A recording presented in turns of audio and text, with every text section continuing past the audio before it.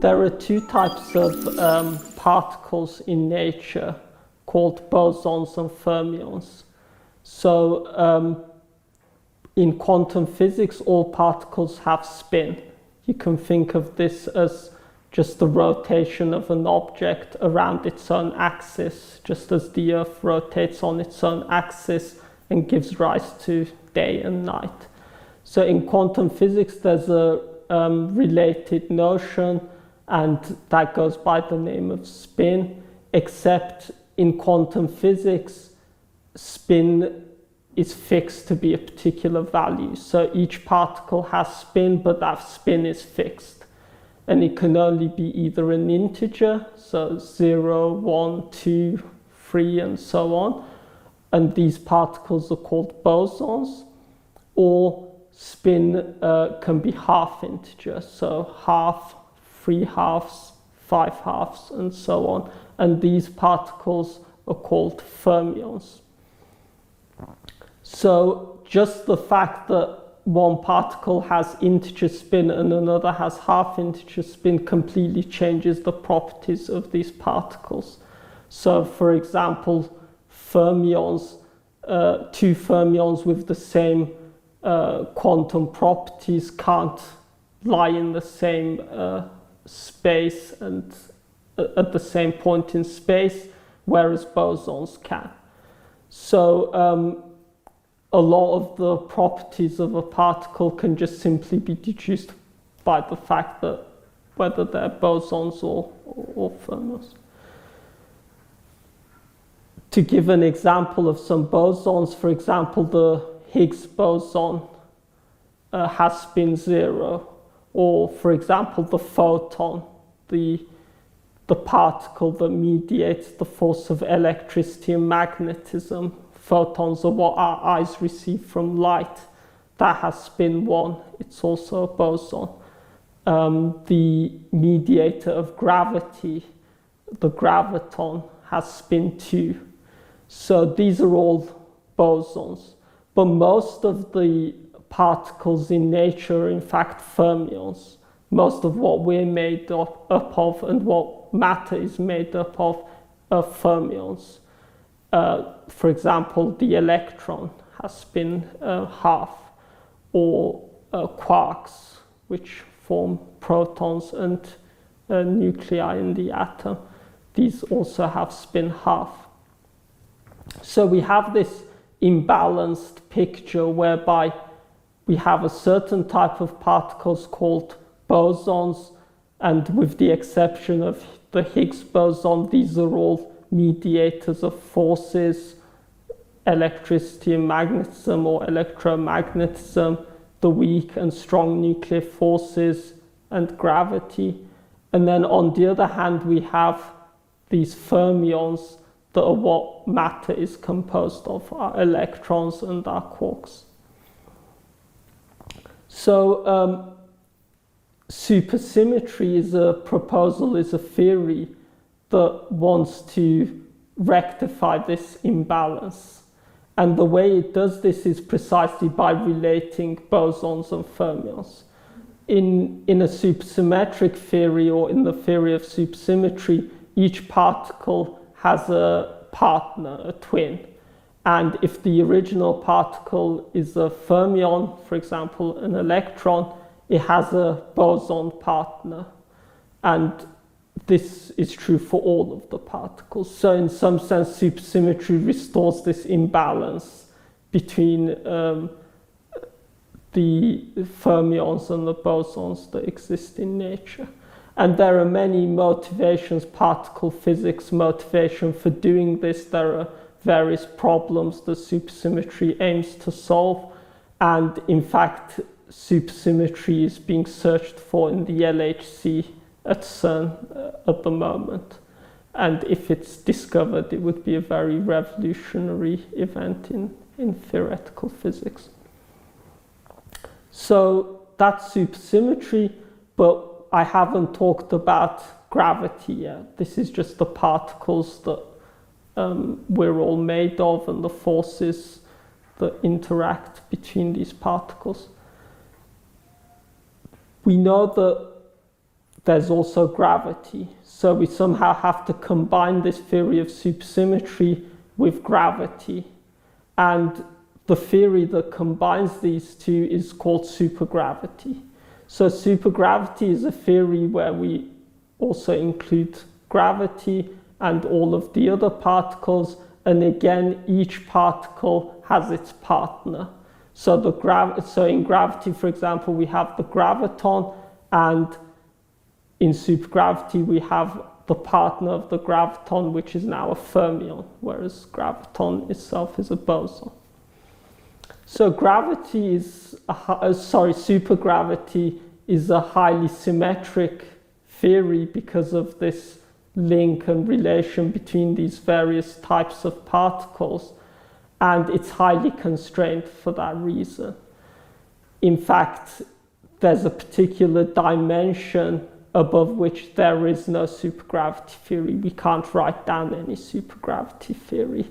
That's how highly constrained the theory is.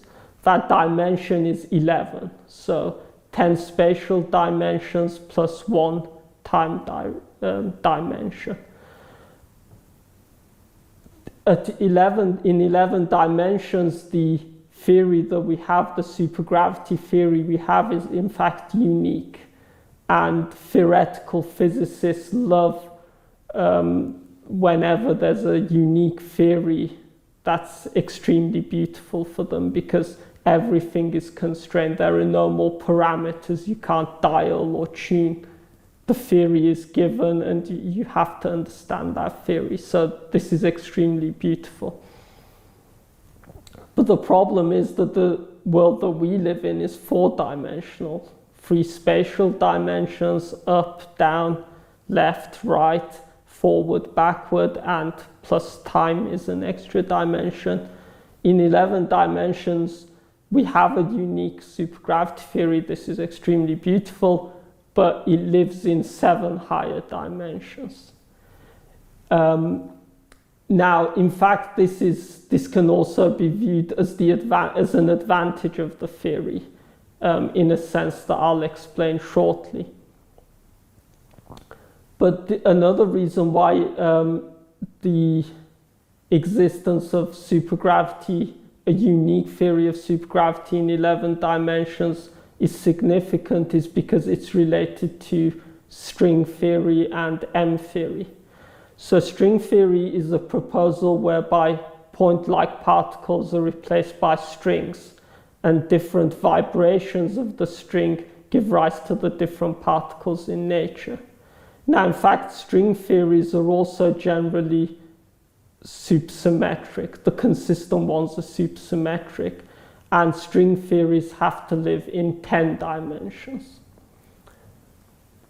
But we have all of these string theories in 10 dimensions, but there's a proposal that there's a unique theory called M theory in 11 dimension, which gives rise to all of these string theories in 1 lower dimension. So this mother theory, this M theory, is significant for giving rise to all of these theories of string theory, but we know very little about M theory. In fact, one of the few things that we do know about M theory is what it looks like at low energies. So if we look at the very small energies or long distances, we know that M theory is described by precisely this unique 11-dimensional supergravity that I talked about. So whether we're looking at supergravity or M theory, we have the problem of going from 11 dimensions to 4 dimensions. And this problem is called, the solution to this problem is Kaluza-Klein theory. So the original idea of Klein and Kaluza was to unify gravity and electricity and magnetism by going 1 dimension higher to 5 dimensions. This is a extremely beautiful idea, because we take two very different things, gravity, the force that acts on all objects and pulls them towards each other, and electricity and magnetism, which has no obvious relation to gravity, and they can unify these in a single description by just going to 5 dimensions.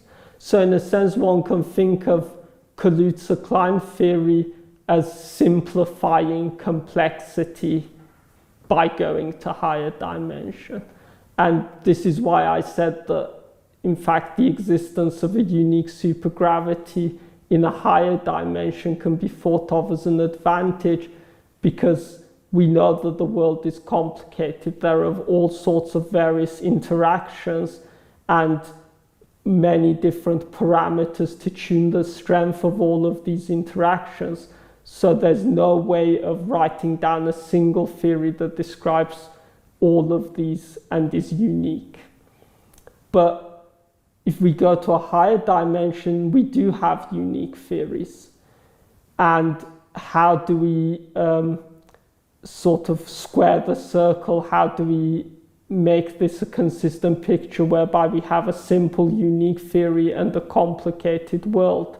Well, that's where Kaluza-Klein comes in. All that complexity is encoded in those internal dimensions, those extra dimensions. It's encoded in how we get from the higher dimensions to the lower dimensions. So, for example, in supergravity, there are various manifolds, there are various spaces on which one can reduce, and there are various experimental and observational constraints for these extra dimensions to be small. And this is an area of study in string theory, in trying to relate string theory to nature. In supergravity, one can consider this question in a sort of toy model. In supergravity, this question can be treated as a toy example, because in supergravity, which is the low energy limit of string theory, these questions are easier to answer. So one can really take these supergravity theories in 11 or high dimensions and do a Kaluza-Klein reduction down to 4 dimension and try and see what sort of theories one can obtain in that way. So spin in English means a particle, for instance, or an object when it rotates around itself. So it's a particular example of what physicists call angular momentum. So angular momentum is the way physicists describe the rotation of physical objects. And there are 2 types essentially of angular momentum. One is when 2 objects rotate one around the other, like the Earth rotating around the Sun. So this is called orbital angular momentum, like the orbits of planetary motions. But spin is different. Spin is rotation of an object on its own axis. So for instance, the Earth turns around its own axis while it turns around the Sun. So this is what we mean by spin. But strictly speaking, what I just said is just classical spin. While for elementary particles, you need to know what is quantum spin, because elementary particles are quantum objects, which is something not so easy to explain in familiar terms, but which I will try to do my best. So maybe the best way to imagine elementary particles in modern terms is like what physicists sometimes call quantum tops. In the sense, tops, you know, are these objects that children make turn around themselves. And in a sense, well, depending on what we mean by quantum, elementary particles are some sort of infinitesimally small quantum tops. It's a bit hard to say more. So what physicists learned is that all elementary particles are characterized at least their motion, is characterized by two quantum numbers, we call them. One is maybe more familiar, the mass, so the mass of object, and the other one, very important, is indeed the spin. Okay, so now we know that spin is a very important property of elementary particles. Then what is the spin of the particles that we observe in, let's say, the Large Hadron Collider, so the big experiments. So what is well known for some time now is that all the matter, so all objects that compose the matter around us, so we call them either leptons or quarks. So both of these types of particles that compose matter have a spin equal to 1/2, whatever that means. So, I mean, one way to describe what it means is that you need to make not only one turn in such a way that the particle looks like itself, but you need in a strange way to make two turns around the particle such that it looks like itself. So that's a very weird property because, I mean, why do you need two turns and not only one? So that's, let's say, matter. And then something also very important in elementary particles are what physicists call gauge bosons. So these particles, they have spin 1, and what they do is that they transmit, they are mediator of the fundamental interactions. So for example, you have gluons, maybe the more familiar photons that transmit the information of electromagnetic force, so light in practice. And then you have also more exotic, which is a W and Z boson. Okay, so these are most of the particles that were known already for some time, 70s and so on. And very recently, as you all know, I suppose, the Higgs particle was discovered. Well, strictly speaking, it should be called broad angular Higgs, because two Belgians have been forgotten in this name, but that's another story maybe. Okay, so the Higgs boson is the only particle which has a spin equal to 0. So which means that you can turn around itself, you make any angle around it, and it still looks the same. So this is spin 0 particle, while the gauge boson, I forgot to say, they have spin 1. It means you should make one turn around such that it looks like itself. So this is a bit like an arrow.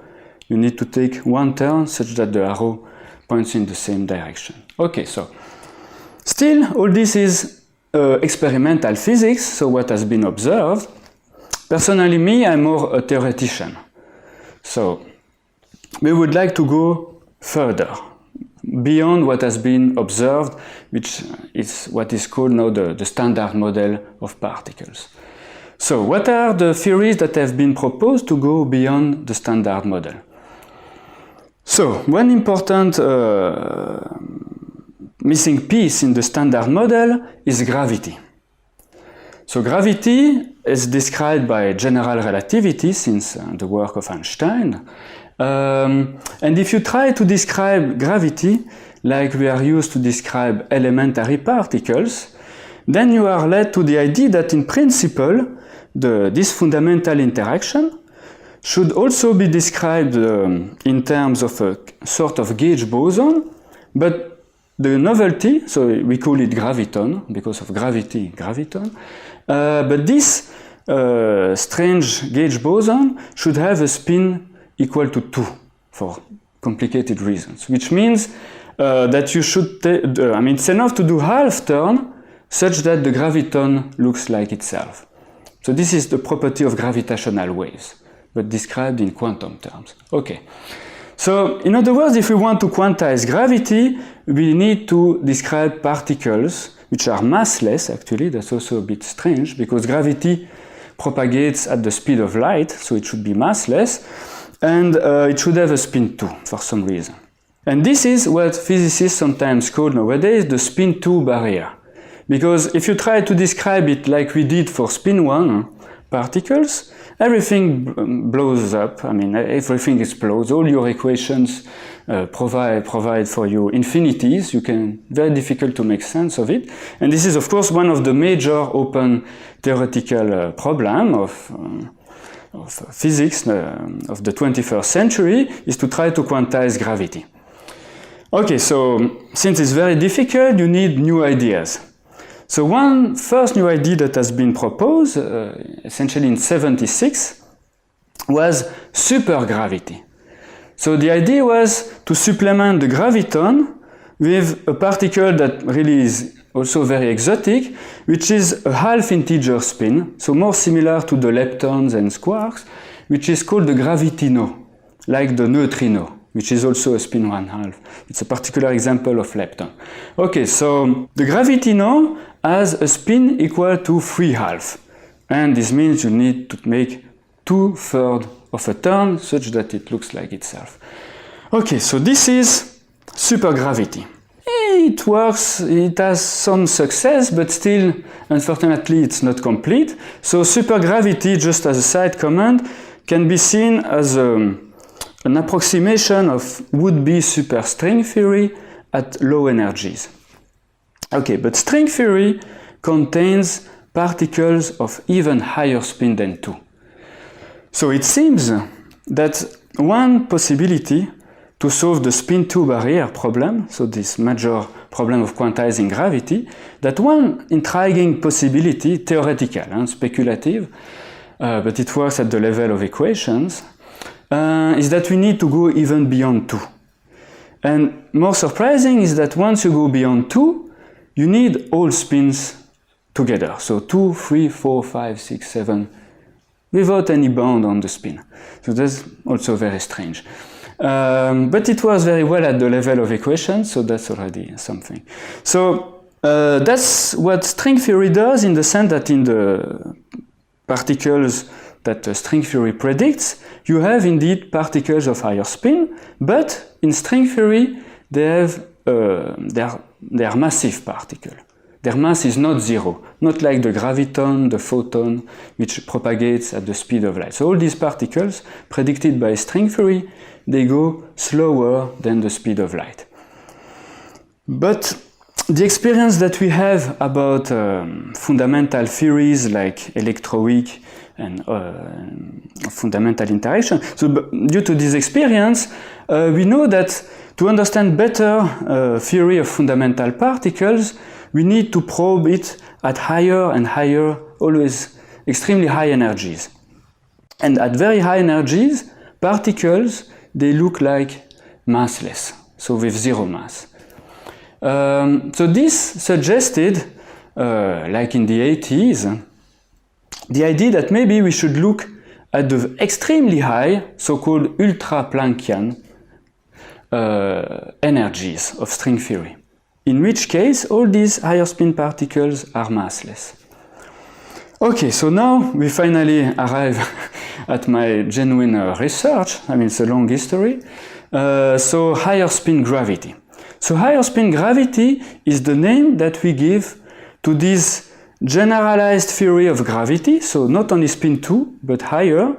So not only the graviton, but other particles of spin greater than 2, but which are massless. So this theory is supposed to be a kind of a very exotic extension of general relativity, which still remains very mysterious. We have some equations, but we don't even have all equations. I should say that Russian scientists have been really among the leaders and among the very origin of this higher spin gravity. More precisely, the Lebedev Institute in Moscow. So it goes a long way, actually. I mean, the first people looking at kind of theories with particles of higher spin for completely different reasons was people like Tam. Then about this gravitino, Ginzburg, who was the student of Tam, also contributed to this spin 3/2 gravitino particle. And then it's really like a dynasty, because the PhD student also of Ginzburg was Efim Fratkin, who was really a quite impressive scientist who also contributed to supergravity, but he also proposed, was one of the first to push forward trying to build a theory of interacting particles of spin greater than 2, which are massless, so higher spin gravity. And he was not alone in this big quest. He was also with his student Mikhail Vassiliev, who is still now at FIAN in Lebedev Institute. And Fredkin also had other students who contributed to some pieces of this, some different direction, like Ruslan Metsaev, Arkady Zeitlin as well.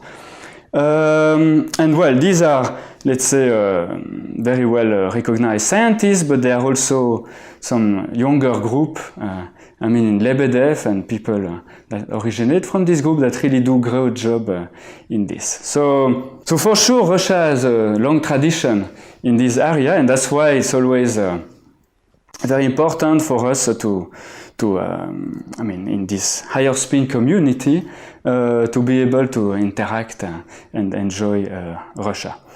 Among the hope that we may still have, at least at, let's say, the personal level that I still have in this about this higher spin gravity, is that I think among the two major problems that really remain to be solved, one is presumably trying to clarify what is the underlying geometrical structure. Some understanding exists, but I think the big picture of the geometry is still missing, because the great success of general relativity, of Einstein gravity, was that it could provide a geometric view on gravity. So it was kind of unification of something which was a priori more of mathematical nature, invented by Riemann and other great geometers, and really a very physical property, the fact that all objects, whatever their mass, they fall exactly in the same way, with the same acceleration. So something similar should exist for higher spin gravity, and it's presumably one of the keys that miss to really open the door of deeper understanding.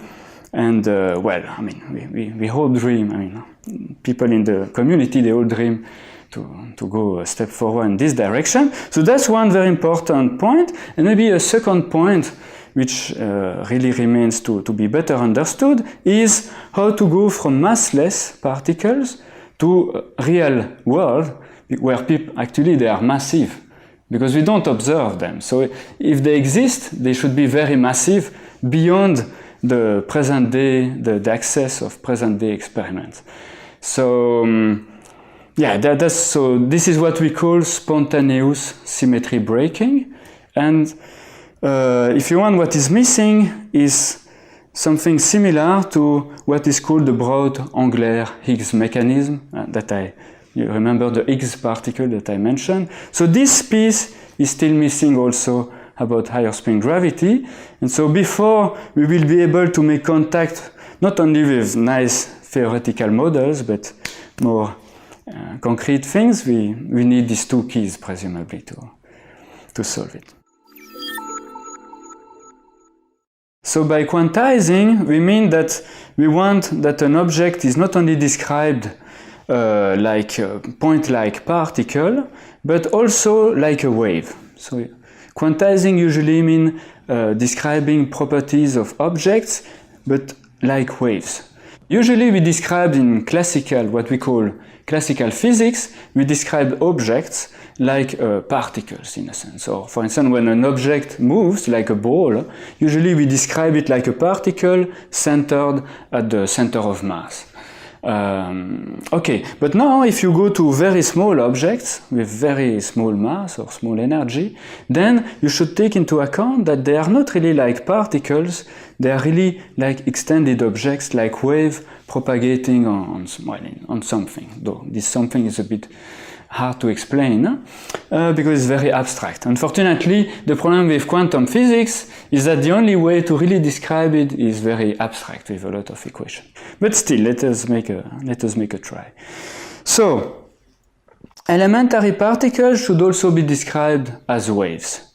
That's one of the main lessons of modern particle physics, which means that when they interact a bit like wave, so they merge, they interfere, and then they continue their way, but they still remember that they kind of interfered on their way. So this is what we call quantum interactions in a sense. And okay, so for usual particles, so usual fundamental interactions, the one that we understand pretty well, which is either the nuclear interaction, and there are two types, strong or weak, so-called, and then there is the electromagnetic interaction. So in all cases, this interaction is described like the exchange of what we call gauge bosons. So which means the particles that mediate the interactions. So for electromagnetism, they are called photons. These are maybe more familiar, so the particle that compose light. While for the nuclear force, maybe people hear about it also, they are the so-called gluons. And well, W and Z, this is less famous, this is for the weak interaction. Okay, so for these interactions, an important property, and to make it simple, let's concentrate about the strong interaction. So an important property of the strong interaction, and like the Nobel Prize, prizes actually, 't Hooft and Veltman, they got it for explaining this important property. And not only them actually, but okay, anyway. So for explaining this important property that when you try to describe this interaction at smaller and smaller and smaller distance, which means higher and higher energies, this fundamental interaction has the property that the gluons, they kind of describe like if they are free. So like if they don't interact anymore, which means that when you try to describe the nuclear force at extremely high energies, like in these experiments, the big accelerators, the theory becomes very simple, because the particles describe like if they don't interact at all. So, I mean, that's the kind of dream of theoretical physicists. And the good news is that it works for this theory. Okay, so that's very nice, but now, what about gravity? So gravity is very different. I mean, it has some similarities, but it has big differences. So one similarity is that if we would be able to quantize gravity, it seems that we should describe this fundamental interaction in terms of exchange of particles that we call gravitons, which, like gluons, are massless particles that propagate at the speed of light. So till there it looks very similar.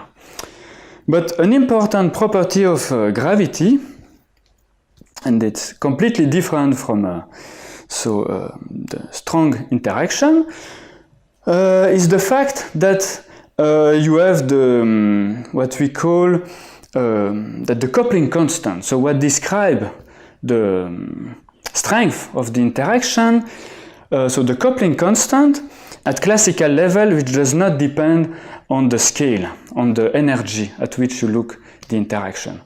So even at classical level, it depends on the scale at which you look at it in some sense. I mean, maybe it's not exactly so precise way to phrase it. The more technical term is that the coupling constant is related what we call the Planck mass, and this one is also related to the Newton constant that people learn usually in high school when they are told about Newton law. And this coupling constant has some units. That's what we call, it is not dimensionless. Okay, so anyway, the important consequence of that fact is the following. So if you probe gravity at higher and higher energies, it seems that the graviton interacts more and more strongly. So that's a nightmare. And actually they interact more and more strongly, so much that actually the way they interact, it even becomes infinity. It produces infinities in your equations, and so you don't know how to give a meaning to it. And, well, strictly speaking, some infinities were appearing also for the strong interaction, but in that case we could cure them. We have some techniques that were working, but that do not work at all for gravity. The good aspect of the fact that if you go to high energies, graviton interacts very strongly. The good news is that if you go the other way around, if you look at very low energies, so very high, very large distances, then gravity is very weakly interacting. So it may sound strange to see that gravity actually is the fundamental interaction which is the weakest of all. I mean, it's strange to say that because this is the first fundamental interaction that we meet even when we are a child and we fall down. Essentially, we just experience this fundamental interaction. But another important property of gravity is that it's cumulative. So all particles in the universe, the effect they produce, they add up. While for electromagnetism, you have positive charge, negative charge, and they compensate. So that's why, I mean, you already need electrostatic effects, unlike when we do this, to notice electromagnetism and things like that.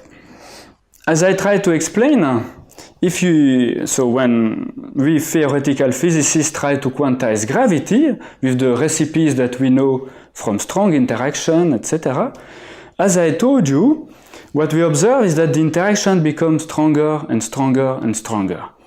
So this means that we can partly quantize gravity with the same techniques, but it produces problems. I mean, it's too difficult. So this means that, and essentially it's really one of the major open problems for 21st century, if not 22nd or more. I mean, this we don't know, but at least, I mean, like any scientific problem, we should just go ahead and see what we can do. Trying to quantize gravity would mean trying to go beyond this problem. So various ideas have been suggested to do that. So there are many theories that people may have heard about from popular science subjects. So usually we say that the most well-known for sure is string theory. So it's, of course, indeed it has very promising aspects. It has also its own problems. Then another one that is kind of also relatively popular is loop quantum gravity, which I really don't know much about. I can just say the words and very vague ideas, so I prefer not to comment too much about it. And then there are a lot of ideas which are also around, and actually there is even a more conservative option proposed by Weinberg, for instance, which is the so-called asymptotic safety scenario, which is essentially that, okay, yeah, actually there is nothing so surprising. Gravity is indeed just very strongly interacting when you go to high energies. So far, so good. We should just live with it and try to go ahead. So that's also a possibility, but of course, I mean, even this approach has its own problem. So I think maybe the best conclusion I can find about trying to quantize gravity is that science is still something very open. I mean, young people are really very welcome with new ideas. This is what we still need. That's the good news about things like trying to quantize gravity. So, I mean, if there are young people watching, so really there are still big open problems and they are waiting for you.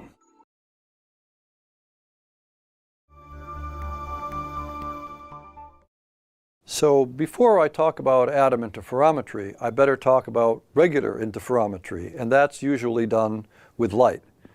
So the essential idea is that although light seems to be just a steady stream of photons or even just some sort of electromagnetic field. In fact, light is really a wave.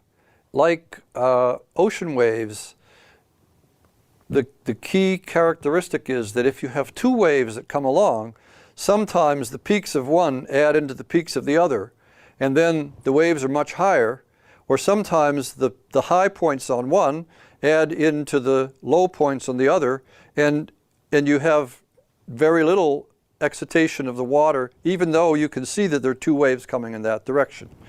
And so any sailor like myself knows that when you're out sailing, you go look for the big waves and try to get your boat planing down on the big waves.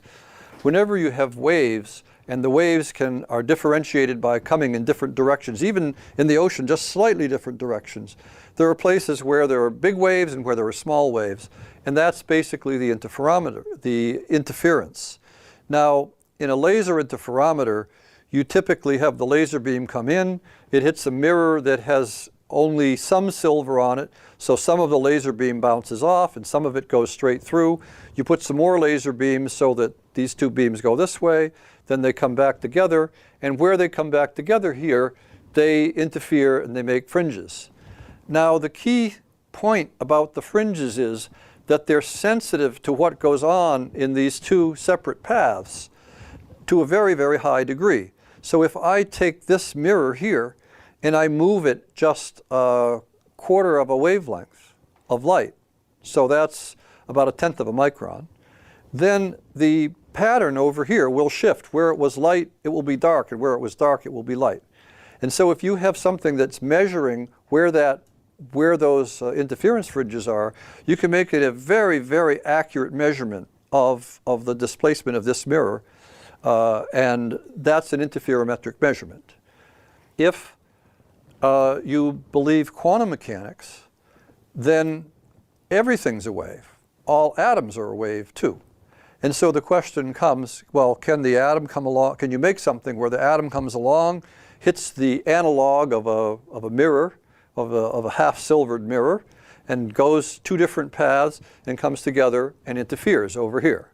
And you don't have to be that great a physicist to realize, oh, this would be tremendously sensitive to the motion over here of whatever, or to some interaction that the atom had. Maybe it went through a magnetic field that was bigger here or there, or it went through an electric field, and that would shift the fringes.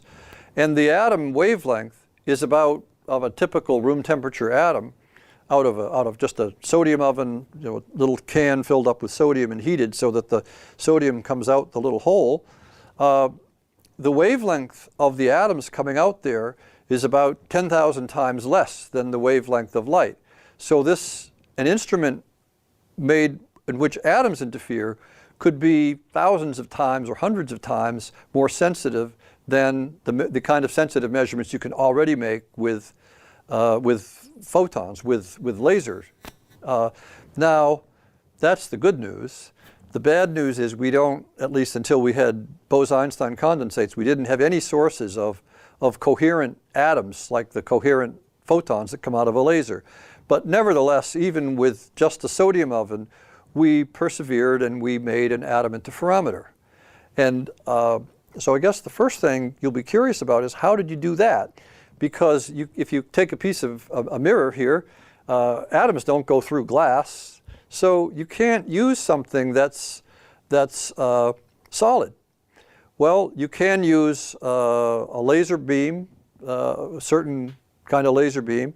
We actually use something called a diffraction grating, which is we got from some people here at MIT, Hank Smith's group, that does nanofabrication.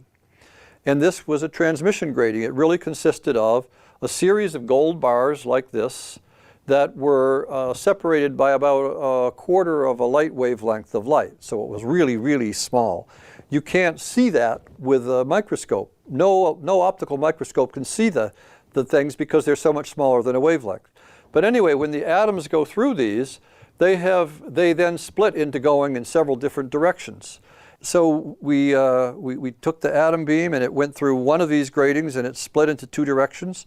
And then we took a couple more of these gratings and used the ones that came back together And then we had an atom interferometer where the interference fringes were formed up here and the atoms started down here.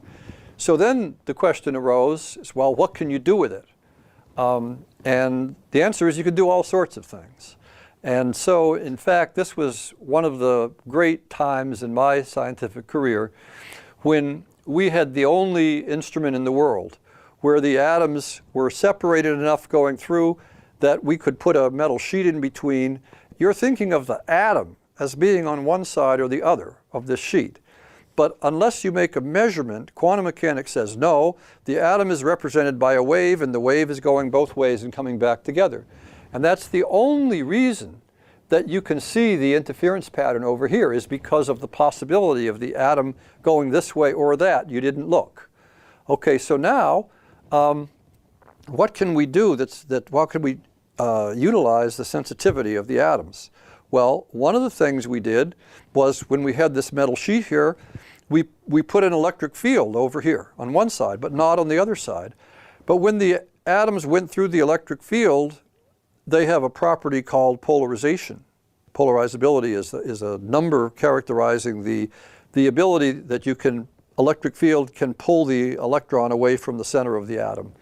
The atom, in going through the electric field, would get accelerated or decelerated a little bit, or would have its energy changed so that it would shift the fringes. And that's a very sensitive measure of the interaction with the electric field. And so we were able to measure the polarizability about 20 times better than had been measured before. And of course, at that time, there were maybe 25 or 30 different theories of how to calculate the polarizability. And there we had a definitive measurement, so we were able to determine which calculations worked best and which type of calculation worked best. Another thing that we did was to put a gas on one side of the metal plate, but not on the other. Now, normally you think, well, there's a gas there, so the sodium, the atoms in the interferometer will just come and bounce off the gas molecules, they will hit it, and that will be the end of them. And yes, that does happen. But the gas also acts like a piece of glass for an optical wave, and it changes, there's a slight interaction that changes the wavelength of the waves going through the gas. And so we were able to measure what is, for optical glass, called the index of refraction, that we were able to measure the index of refraction of an atomic gas for an atom wave. And of course, there's some theories for that, and again, we could make some measurements there. So when you have an atom interferometer, the atoms spend some time going through the interferometer.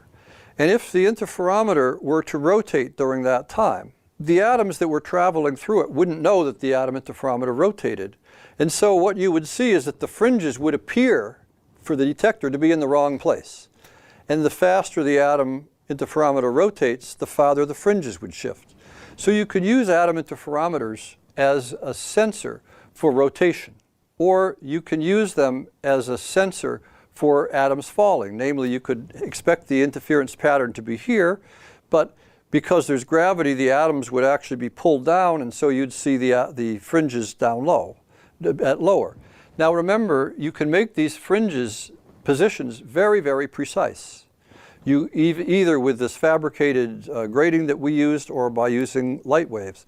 And so when you work out all the numbers, atom interferometers turn out to be wonderful sensors of inertial motion, of motion in space. So there was a big program funded by the military called precision inertial navigation. And the idea was to use atom interferometers both to sense gravity or to sense acceleration and also to sense direction. And the challenge was I will make a box and I will put some atom interferometers in it, and I will tell you that this box, I will tell the box that it's parked in a Jeep. And now the Jeep will just drive off and will drive all around for an hour. And then the box will tell you where you are, because every time the Jeep started, it said, oh, we're accelerating in that direction. And then when the Jeep turned, it said, oh, now we're going that way. And now we slowed down.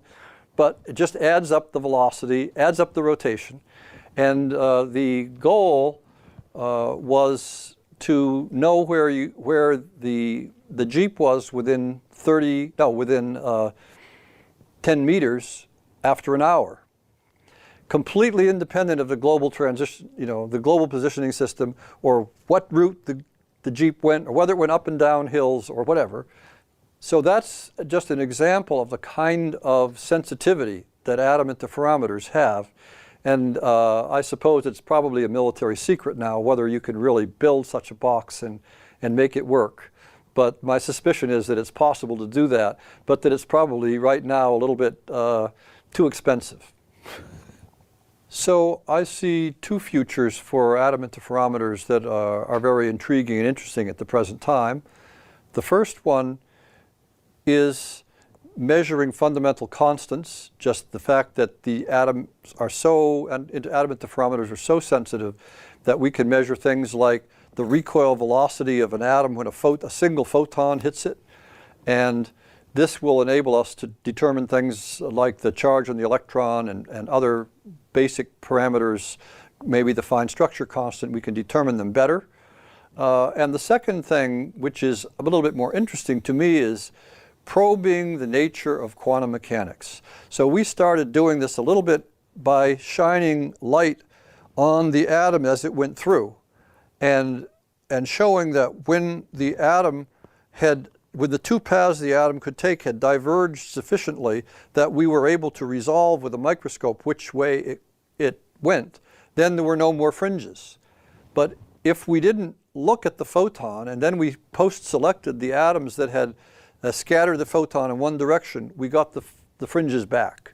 So this is getting at the fundamental question of when do things act like atoms, when do things act like waves, how can we change this, how can we retroactively change the system's mind about which it was, and what is reality, what is the nature of reality. All these are fundamental questions of quantum mechanics, and atom interferometers will certainly play an important role in elucidating them.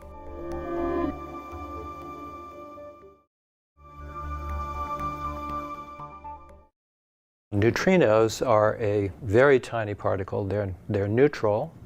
They have an intrinsic spin, and they're very interesting particles. Neutrinos are left-handed, and antineutrinos, the antiparticle of the neutrino, are right-handed. And they have a very, very small mass, something which has not actually been directly measured, but nevertheless known to be very small. So when you take a beam of neutrinos and have it smash against nucleons, which are constituents of nuclei that make up atoms, an interaction happens which is called the weak interaction. And the weak interaction has very interesting symmetry properties. By studying the nature of the neutrino-nucleon scattering, and, for example, measuring the angles of the debris that comes out from this scattering, you can study properties of the weak interaction. There are two kinds of particles that are exchanged in that interaction. When a neutrino interacts with a nucleon, that is either a proton or a neutron, it exchanges what is called a heavy gauge boson. It's either called a Z boson, Z for zero charge, neutral, or a charged particle, which is called a W boson. The W bosons, since they're charged, form what's called the charge current interaction, because charge is involved in the interaction of the neutrino with the proton or neutron. Whereas when the neutrino interacts and exchanges this neutral Z boson, that's called the neutral current, because there is no charge involved. So by, for example, studying the ratio of how often a neutrino interacts by exchanging a Z boson versus how often it interacts by exchanging a W boson, you can measure many fundamental quantities, but one thing which is has been a long stream of research over the last 20 or 30 years, for studying the Standard Model. You measure what's called a weak mixing angle, the so-called Weinberg angle. And that weak mixing angle tells you the strength of the neutral current interaction versus the strength of the charge current interaction. By measuring that weak angle and then using other information, you can then make predictions about what other particles might exist. So for example, in neutrino scattering, way back in the early 1980s, the weak neutral current was, actually it was in the late 70s, the weak neutral current was first discovered. And by measuring the Weinberg angle, this then led to a prediction of another particle that might exist, and that's the top quark, etc.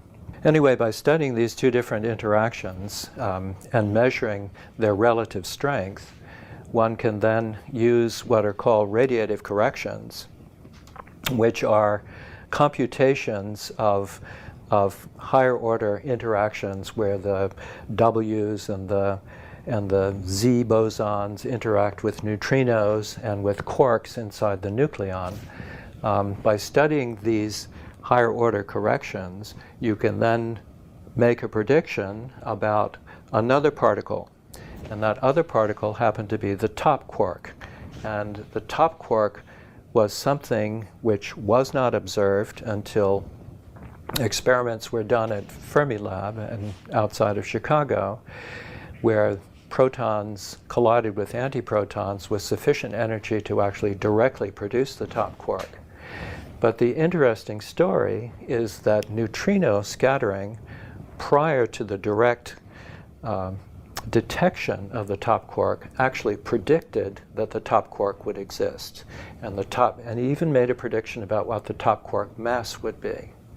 And so there's this long string of experiments that start at lower energy. You measure things, you look at relations between different interactions, you can measure different key parameters of the theory, and then using the theory itself and these things which are called radiative corrections, these higher order interactions, you can then make a prediction about the existence of other things. And that was really a very nice, beautiful piece of physics. So neutrino scattering made a prediction about what the mass of the top quark would be. And it was supposed to be about 175 times the mass of the proton, so a very heavy particle.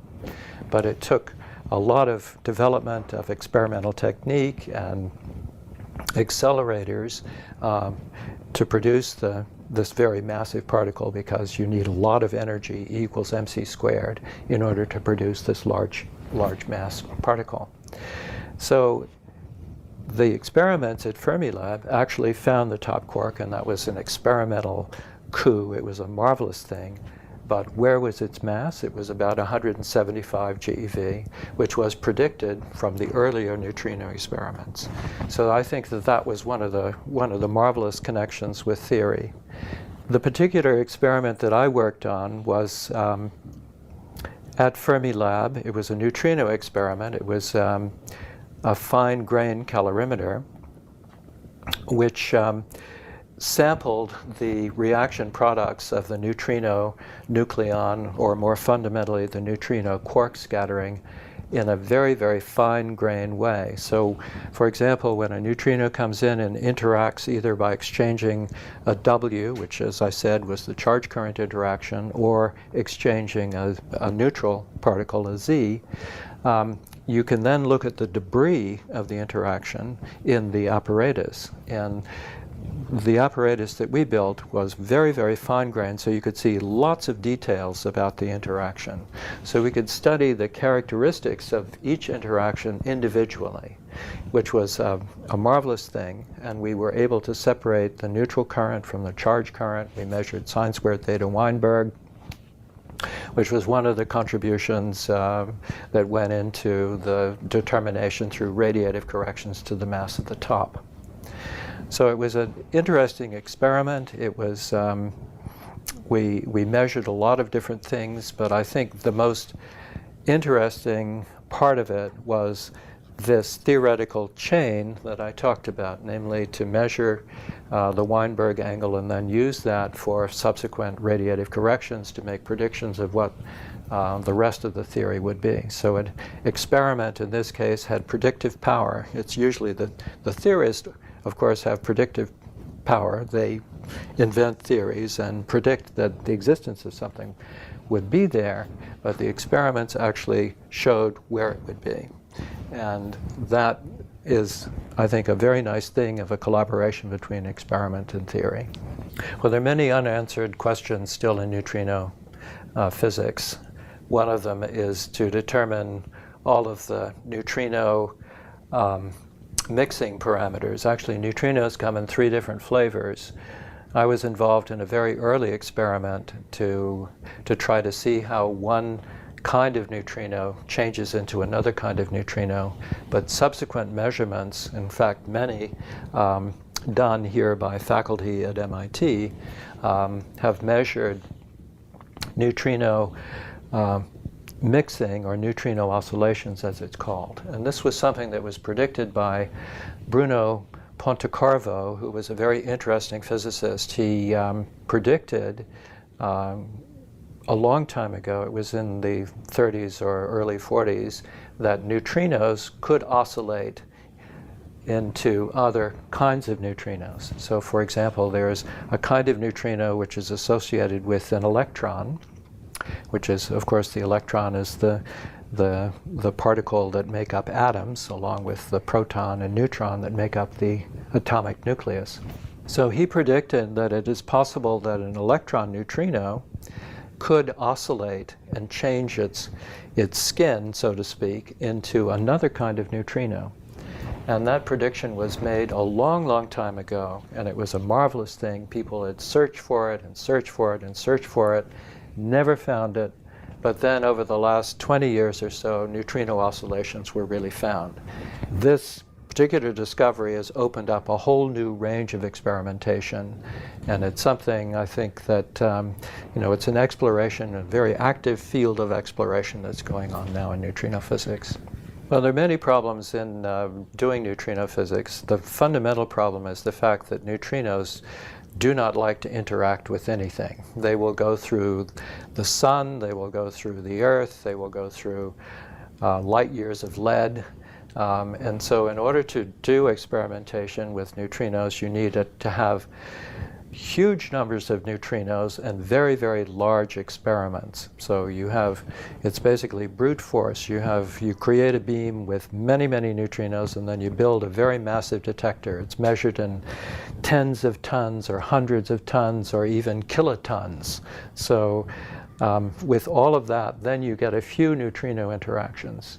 And so it's a very difficult experiment, and I think that that's really the fundamental impediment. Otherwise, people would end up doing lots of tabletop neutrino experiments, but that doesn't exist. That's not available. There are various future directions going on in neutrino physics. Some actually are going on at Fermilab, and there are 2 major experiments that are under construction now at Fermilab. This is the laboratory outside of Chicago. And these experiments involve producing a very intense neutrino beam and then allowing it to go for a very long distance. One neutrino beam goes all the way to South Dakota. Another neutrino beam goes all the way from a suburb of Chicago to Minnesota.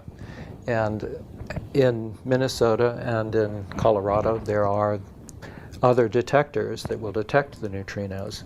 And so the neutrino burrows through the Earth, essentially unattenuated, and then a very, very small fraction of them interact with the far detector. So you build a massive far detector, that is the detector in Minnesota or the detector in Colorado, and you get the experiment is to make that detector so big that you get a significant number of neutrinos so that you can study its interactions. And one of the things that people are now looking for is whether or not neutrinos violate a symmetry in physics. And that symmetry in physics is called charge conjugation parity, other words, CP. So it means that when you change a neutrino to an antineutrino, there are various symmetries that if the neutrino is CP even, the neutrino will have certain properties. On the other hand, if there's a small violation of this symmetry, the so-called CP symmetry, then you will see evidence of that in these experiments. And I think that's the long-term goal of these experiments. It's fundamental. Neutrinos are fundamental particles. They're wonderful because a lot of other kinds of particles that we have in every day, for example, protons, are not fundamental because they're composed of quarks and gluons. But neutrinos, electrons, heavy electrons, particles of light, all of these are fundamental particles, and that's why they're so much fun to study.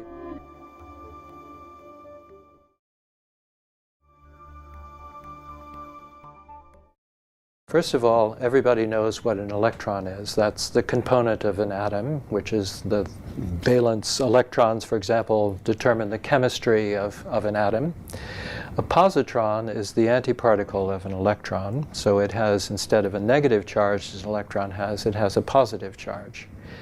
Well, it turns out that if you get an electron and positron close to each other, they don't like each other, so they annihilate. And in fact, there was a faculty member here at MIT named Martin Deutsch who was the first to study electron-positron annihilation. It's an interesting story. But that was at low energy, what the experiments, early experiments at MIT were. What I would like to talk about is what happens when you have electrons annihilate with positrons at high energy. And that becomes a very interesting experimental platform. By high energy, I mean something like the energy would be on the order of 100 times the mass of the proton. So this is quite an energetic annihilation.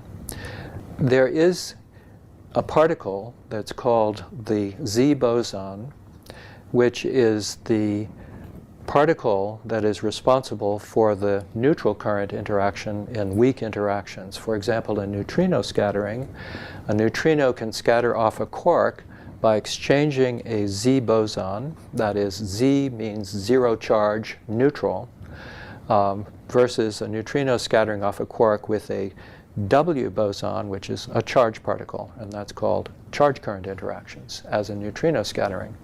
Well, E plus E minus, of course, starts out with a zero charge in its initial state. The electron charge is exactly matched by the positron charge on the other side. The negative is exactly the same in magnitude as the positive. So they can only annihilate into a neutral object. And if you have enough energy, namely on the order of 100 times the mass of the proton, they can annihilate into this Z boson. And this was really a tremendous thing to do because the electron-positron annihilation is experimentally very, very clean. That means that there is very little background. So an experimentalist, if you are lucky enough to make an accelerator with sufficient energy and a detector that works sufficiently reliably, if you can collide and annihilate electrons with positrons, you have this beautiful physics picture that unfolds in front of you. And that is, you produce the Z's, and then you can study their decay characteristics. So the experiment I worked on was at the Stanford Linear Accelerator called SLAC.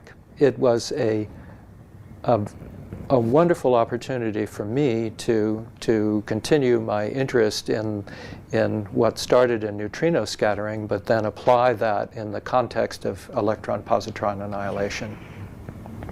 So when you produce a Z boson, you study its decay. It can decay into electrons and positrons, so it's basically you annihilate electron-positron, you produce the Z, and then it decays back into electron-positron. But it only does that a few percent of the time. But the Z can also decay into some other things, such as a muon, a mu plus and a mu minus. Muons are have every characteristic as a heavy electron. The only problem is that their mass is 100 or 200 times the mass of the electron, and they're unstable. But they live long enough so you can study them in the laboratory.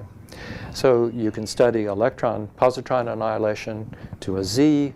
The Z decays into electron-positron, or the Z decays into a muon plus and a muon minus. Or you can make, sometimes the Z will decay into different quark-antiquark pairs. And that's one of the nice things about it. It's sort of universal. Once you produce a Z, it can decay into a pair and an antipair of any particles, so long as the mass is sufficiently low and the energy, conservation of energy rules apply.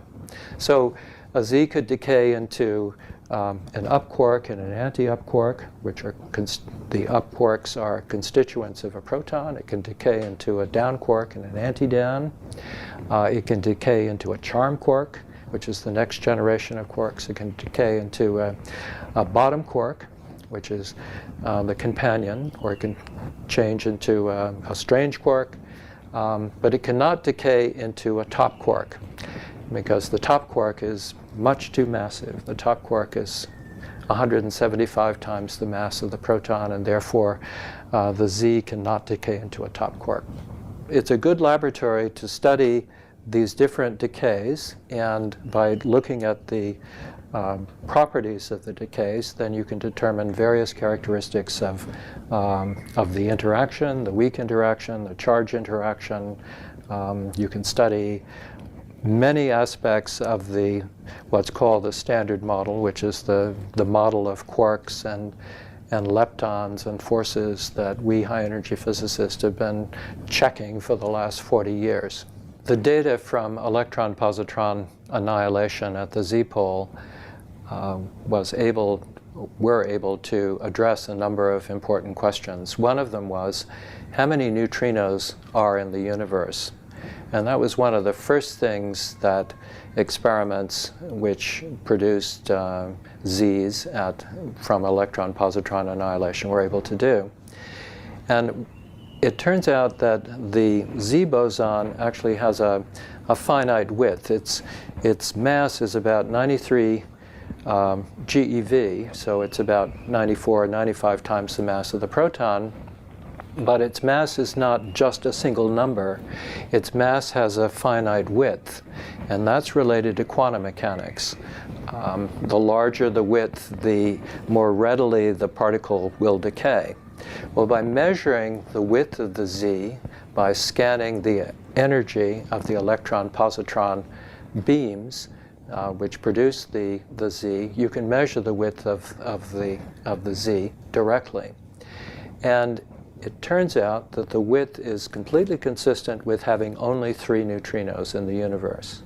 So that is 3 neutrinos which are light, namely less massive than the mass of half of the Z boson. And that was one of the first and most fundamental discoveries that were actually made in electron-positron annihilation at the Z-pole. It was absolutely fundamental. So it's by having your little laboratory in California, or this big laboratory in Geneva, Switzerland, which did similar, quite simultaneous experiments, and using the grid and waterfalls to produce energy that makes an electron and positron beam, you can discover something about the universe.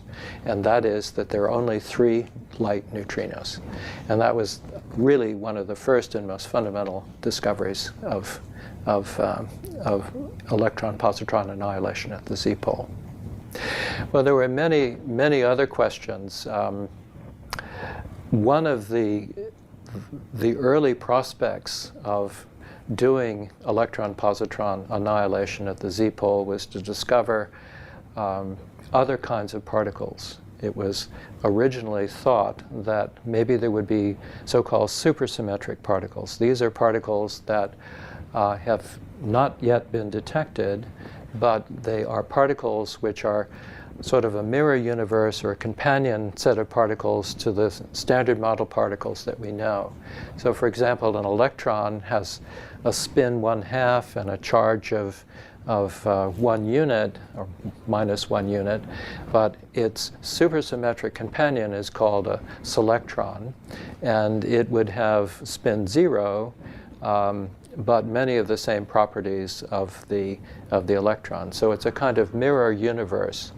And this was a theory that was proposed in the late 1960s, maybe early 70s. It was developed, and experimenters have been trying to find evidence of supersymmetry in many different places, including the original ones in electron-positron annihilation at the z-pole.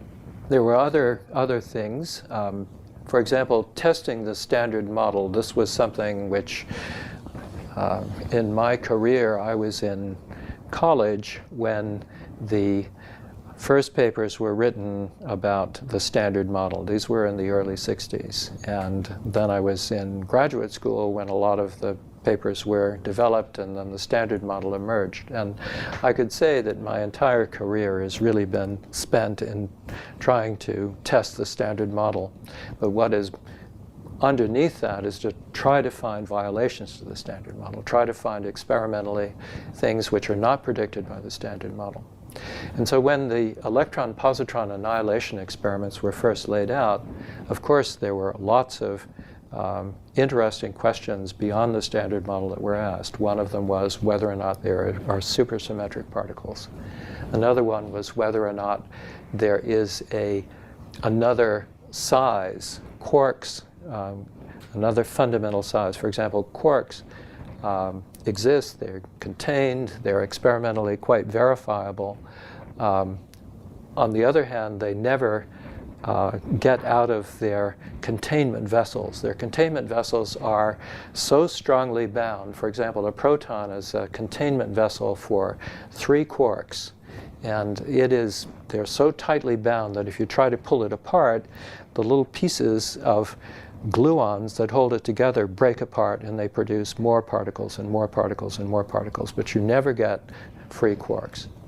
But anyway, the thought is that initially in these experiments, there would be another size, another thing. The quarks would actually be composite particles, and they would in turn be made out of subquarks. And there was a lot of theory, at least among some people, and a lot of excitement that maybe you could discover subquarks in these experiments. Well, E plus E minus annihilation at the z-pole actually was a whole set of very nice experiments. They were very precise experiments, and they verified the standard model. They were able, because of the high statistics and the good detectors and the cleanliness of electron-positron scattering, they were able to measure many of the parameters of the standard model. For example, how a bottom quark couples to a Z boson, how a charm quark couples, etc.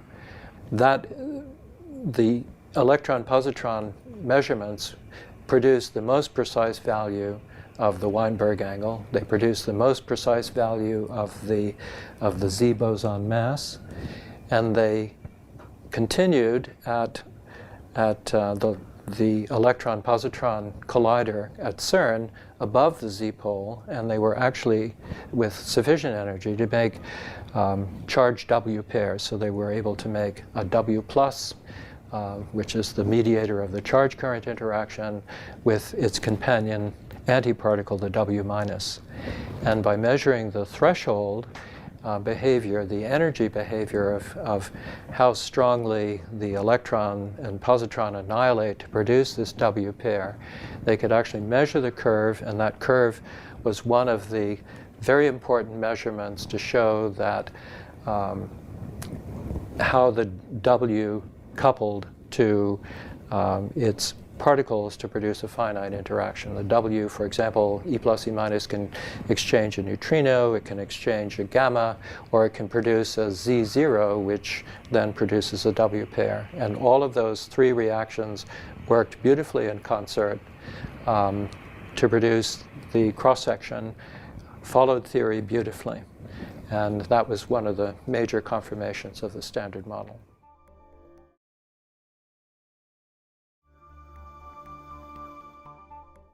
A laser is a device in which atoms or other entities radiate by stimulated emission into a single radiation field, which produces intense radiation in a single mode.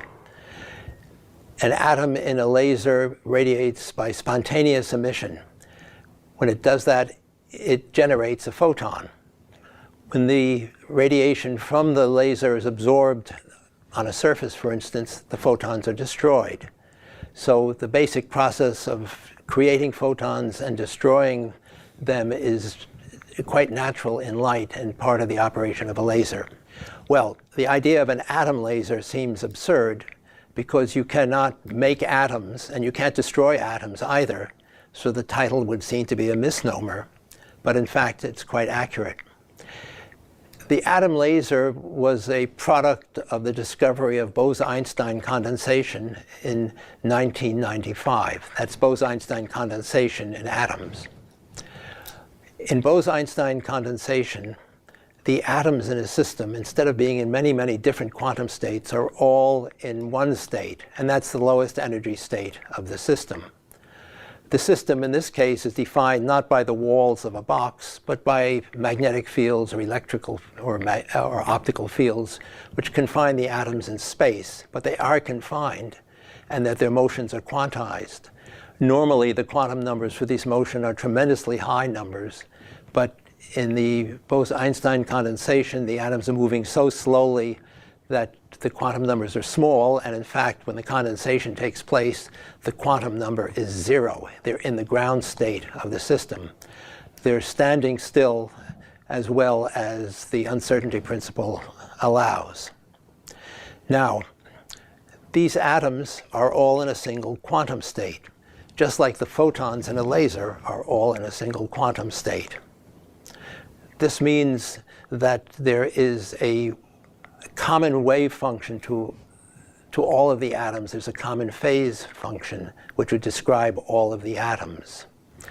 The atom laser was first demonstrated by taking these atoms in this ground state in experiments which were done here at MIT by Wolfgang Ketterle, and cutting the cloud of atoms in two, kind of with a laser knife. Okay? So now you have two clouds, but each of these clouds has a common phase factor. They're coherent with each other, and the clouds move together. So when they come together, if you take a picture of it, first you see these two halves, and then you see the halves moving together. But what you see are interference fringes. And these interference fringes are what you would expect for laser operation. It's because each half of these clouds has its own wave function, its own phase, and when they come together, the phases can add or they can subtract. It's really quite remarkable. It's as if I have a stream of atoms coming this way, and I look at them in front of me, and I see them, and I have a stream of atoms coming that way, and I look at them, and suddenly they've disappeared. Well, they haven't vanished, because if I find fewer atoms here, I find more atoms there, like in an interference pattern. You don't destroy light, but you redistribute it. Nonetheless, it's a demonstration of adding atoms to atoms and getting nothing. So it really was laser operation. This theme of the optics of atoms has developed remarkably in the years since then. Most of the things that you can do with light, you can now do with atoms. And actually, there are quite a few things that you can do with atoms that you can't do with light, because atoms are certainly not like photons. Photons are highly relativistic. They move at the speed of light. Atoms are ordinary matter, and they move at atomic speeds. But most interestingly, atoms interact with each other, and photons do not. The reason we have such beautiful optical phenomena is that classical optics is intrinsically linear. Maxwell's equations are linear equations. If you have a stream of atoms together described by a simple wave function, the wave function is intrinsically nonlinear, and the atoms can interact with each other, and so you get a lot of phenomena that you would not get with light. And in fact, nonlinear optics, which in the past was possible only with lasers at very high fields, can be achieved with atoms with very low fields. You can get such things as four-wave mixing with atoms. You can get Bragg interference of different atomic beams. This whole world of atomic phenomena has been opened up to this world of laser beams. And so the thought of light being rather unique in its coherence properties, for instance, is no longer valid. You can get coherence in large atomic systems, and these coherences are being exploited in quite novel ways. If you have coherence in systems which can interact with each other, you have the elements that you need for quantum computation. You have nonlinear elements, you can make switches, you can have one atom talk to another, you can have one atom trigger one photon. This whole new area of atom optics in which you're involving not just the optics of atomic beams and light beams, but the two of them together, is enabling the creation of new quantum devices and new states of matter. This development of nonlinear atom optics occupied many groups for quite a while, but the field has now moved on beyond that. Methods for developing fermionic degenerate systems have now been developed. It's an outgrowth of the techniques for making Bose-Einstein condensates. In Bose-Einstein condensates, the atoms have bosonic properties. Namely, they have an even number of half spins. If you have atoms with odd numbers of half spins, they will be Fermi statistics, which is totally different. And it turns out the physics of the fermionic atoms is much richer than for the bosonic atoms. So this is the chief heritage, I think, of the search for Bose-Einstein condensation, is that it's opened the way to the study of what we call Fermi degenerate systems. Now, in a Bose condensate, all the atoms are in the lowest state. In a Fermi system, you can only have one atom in a state, so they're entirely different. The atoms pile up, one in each state. But we've learned how to make those systems now, and they're a very rich system. They're a very rich system because they represent fermionic, strongly correlated systems, of which the most common one that we know is the electron gas in matter, in metals. With fermionic gases, you can also cause this pairing and form superconducting atomic systems. I mean, this is something which no one ever dreamt of when this whole field opened. And now there is a lot of energy in trying to understand the physics of superconducting systems. The physics of superconducting systems is not well understood. High temperature superconductivity, for instance, is now is still a baffle years after it was discovered, when everyone thought the theoretical problem would be solved within a reasonable time. It's still an unsolved problem. And there are many other problems in electron behavior in matter which are unsolved.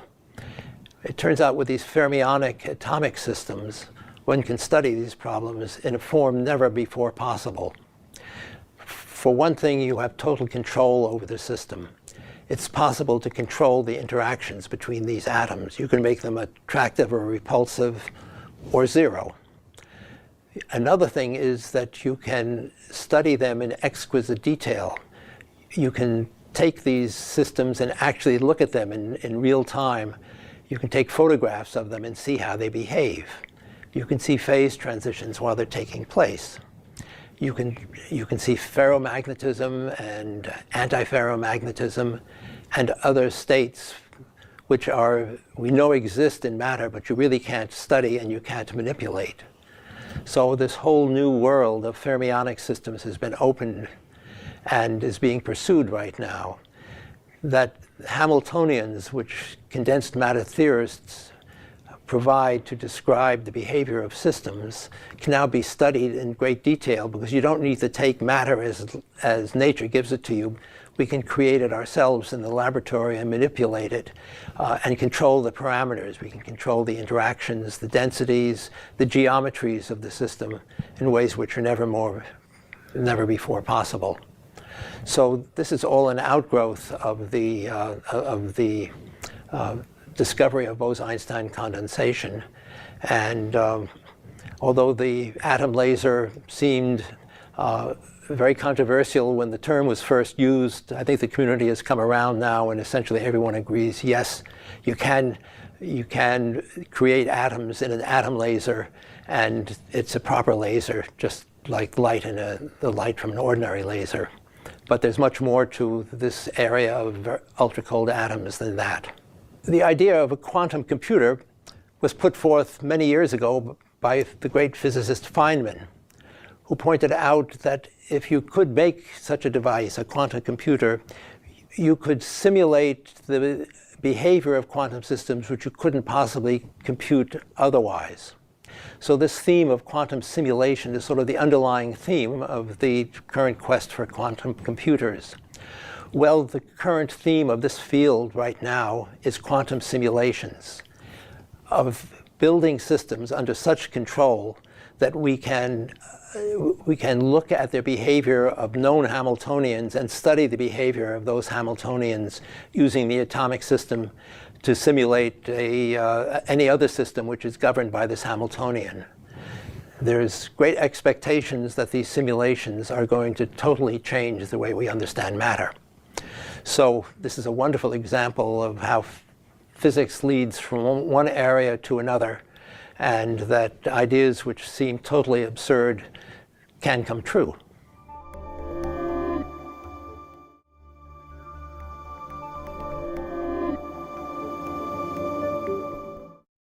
If you look at the world around you, what you see is what we call matter. This is what we say ordinary matter.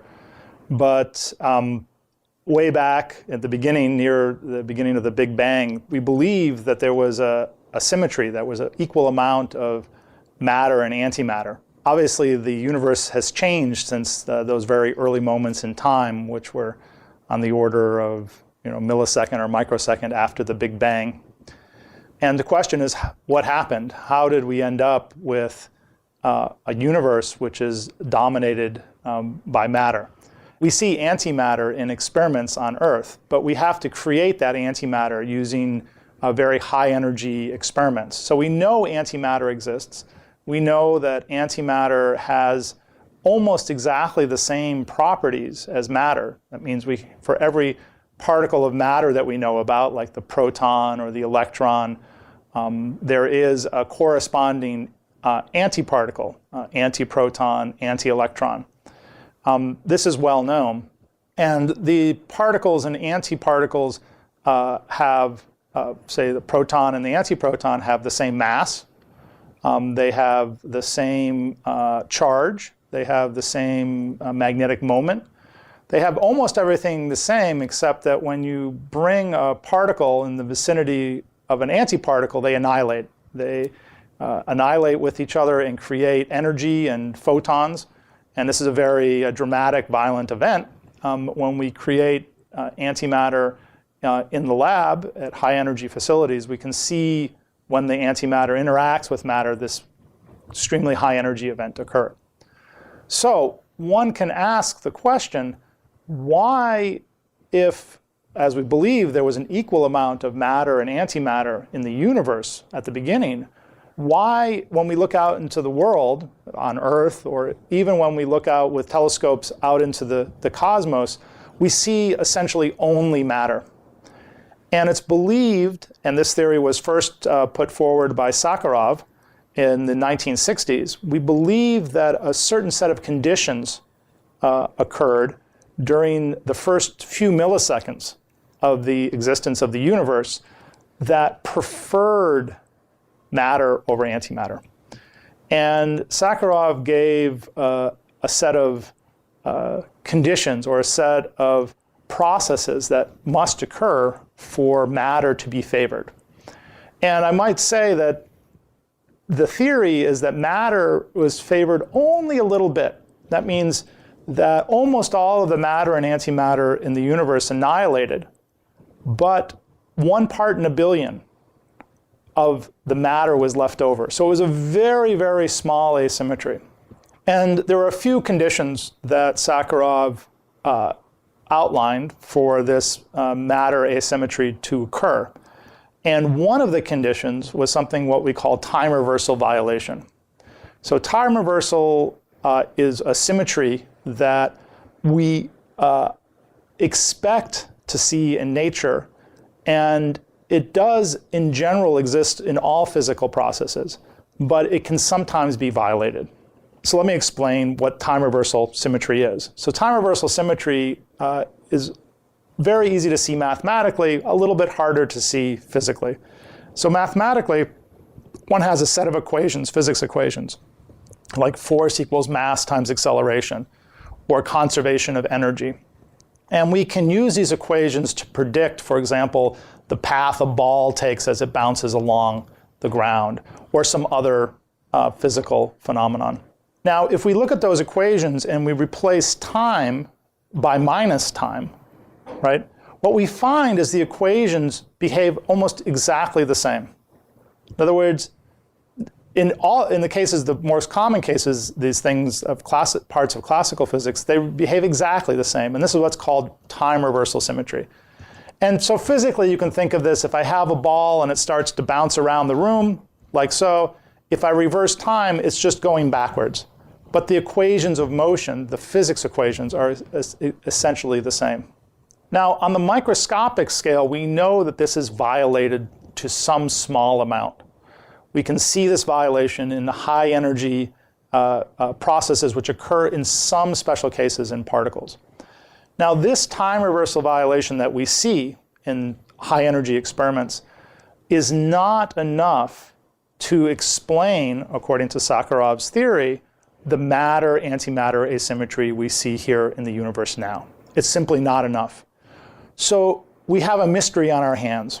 We need new physics to somehow explain what we see every day in the universe. And we don't exactly know where to find it. However, there is one approach that we're taking, and that was pioneered first by Professor Norman Ramsey here at Harvard and a number of co-workers, and most recently has been work done by Ed Hines at Imperial College in London. And we have an experiment here at Harvard, which is a collaboration between 3 experimentalists, myself, Professor Gabrielis, and Professor DeMille from Yale.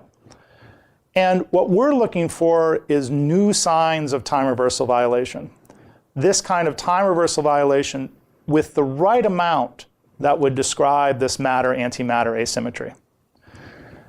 And the way that we're looking for it is perhaps a bit surprising. What we're looking for is a change in the properties of the electron. So the electron, as you might know, has charge. It's the electron charge. And it also has a magnetic moment. So it's as if the electron is spinning around in a circle. You might think is if we reverse time, if the electron acts like a charge spinning around in a circle in one direction, when we reverse time, then the electron charge will spin in the opposite direction. And we could tell that difference if we reverse time, this is just a thought experiment, because we would see the magnetic moment of the electron change direction. When the electron is spinning in one direction, then the magnetic moment points this way. If the electron is spinning in the opposite direction, the magnetic moment will point this way. And this is one of the fundamental properties of time reversal when it comes to charges and magnetic moments. If the electron not only has a magnetic moment, but also has an electric dipole moment, that means that the electron is not perfectly round, but it's a little bit oval, then that's equivalent to there being a little bit of extra positive charge here and a little bit of extra negative charge there. And that's what we call an electric dipole. Now you can imagine if the electron has an electric dipole and we reverse time, nothing happens. With a magnetic dipole, the current goes in an opposite direction. But if I reverse time, then the charges simply stay still. And because the electric dipole would not change, but the magnetic dipole would change, that violates time reversal symmetry. And so that's what we're looking for. We're looking for the electric dipole moment of the electron. It has never been seen. It's been looked for the past 50 years, and it has not been seen. What we've done is place limits on the size of the electric dipole moment of the electron. Now, it turns out that many of the theories that we expect to be true about particle physics, new theories about particle physics, predict an electric dipole moment in a range of values that our experiment is now sensitive to. That is saying that in places like Geneva, where they're using the Large Hadron Collider, they're looking to produce these new heavy particles, just regular matter, new heavy particles. These new heavy particles, if they exist, they would actually give rise to the electric dipole moment of the electron. Now you may ask, how is that possible? And that is because the electron, it sits in the vacuum. But an electron in a vacuum is a lot more interesting than you might think. The electron produces a field, and that means there's energy in that field. And so for short moments of time, that energy can actually create new particles. These are what are called virtual particles. And those new particles, which are predicted by many physics theories, can actually give rise to this electric dipole moment. And so not only are we looking for the time reversal violation that Sakharov asked for to explain the matter-antimatter asymmetry, we are also looking for the particles that give rise to it, these new particles. So we are, by looking for the electric dipole moment of the electron, we are looking for the same kind of particles that very large high-energy colliders are looking for. And so the way that we do the experiment is we take electrons and we put them in a very high electric field. That very high electric field can interact with the electric dipole moment of the electron. And then we see a small energy shift. We look, using lasers, for a small energy shift depending on whether the electron is parallel to the electric field or anti-parallel. And by looking for a small energy shift, because the electric dipole moment will interact with the electric field, we can look for the electric dipole moment of the electron. The final interesting point about how we do the experiment is that the electric field we use is actually inside of a molecule. So we take a molecule and we use the electrons that are inside the molecule itself to probe this electric dipole moment of the electron. So if what can be brought to the field of particle physics and our understanding of cosmology is if the electric dipole moment of the electron is found at the level we're looking for, it would be strong evidence for these new particles, which would be a fundamental new understanding of the particle structure of the universe.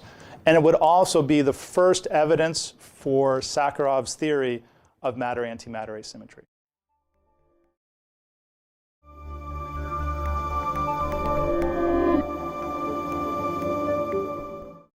In 1982, there was a conference held in the United States. It was held in Snowmass, Colorado, where high-energy physicists from around the world, but mostly from the United States, got together and planned on what the next accelerator would be. Came out of that was the very strong physics interest to make a very high-energy proton-proton collider. And this led in the United States to a project that was called the Superconducting Super Collider. It led in Europe to a project that was called the Large Hadron Collider. Well, it turns out that the Superconducting Super Collider in the United States met its political fate in 1993, but the Large Hadron Collider continued in Europe. And it then developed into a machine which now is operating, and it's producing a huge amount of data. And it is part of that dream of going to the very high energies needed to study questions involving the Standard Model and looking beyond the Standard Model. It's always been the story in high energy physics, built into its name, that the higher the energy you have, the better off you have. And so physicists in high energy physics are rather primitive animals. They like to make huge collisions and very high energy collisions and then sort of stand back and see what they produced. And the theorists, of course, are more refined than the experimentalists. They make various predictions about what would be needed, but the basic exploration has always been go to the energy frontier, make an accelerator which is the highest energy possible, smash protons against protons at the highest energy, build a detector so that you're able to study the debris from these collisions, and then see if you see something that's different, new, exciting, strange. So that was the dream. And the dream didn't happen in the United States, but it did happen beautifully in Europe. And we members of the US community were very lucky to be able to join our European colleagues in doing experiments at the Large Hadron Collider at CERN. Well, making a proton-proton collider is the cheapest and most practical way to get to high energies, because protons are relatively easy to accelerate and they're relatively easy to collide and they're abundant. Electrons and positrons are beautiful, very clean final state when they interact, but they're very difficult to handle at high energies. So it was obvious that the experimental community would go into making a proton-proton collider. The collider in Geneva, Switzerland, the so-called Large Hadron Collider, is able to, at the present time, collide protons and produce an energy in that collision which is about 10,000 times the mass of the proton. Now, you don't realize all 10,000 of these times, but you can realize about maybe 1,000 times the mass of the proton. So in this, this fundamental tenet of high energy physics, you want to probe the energy frontier.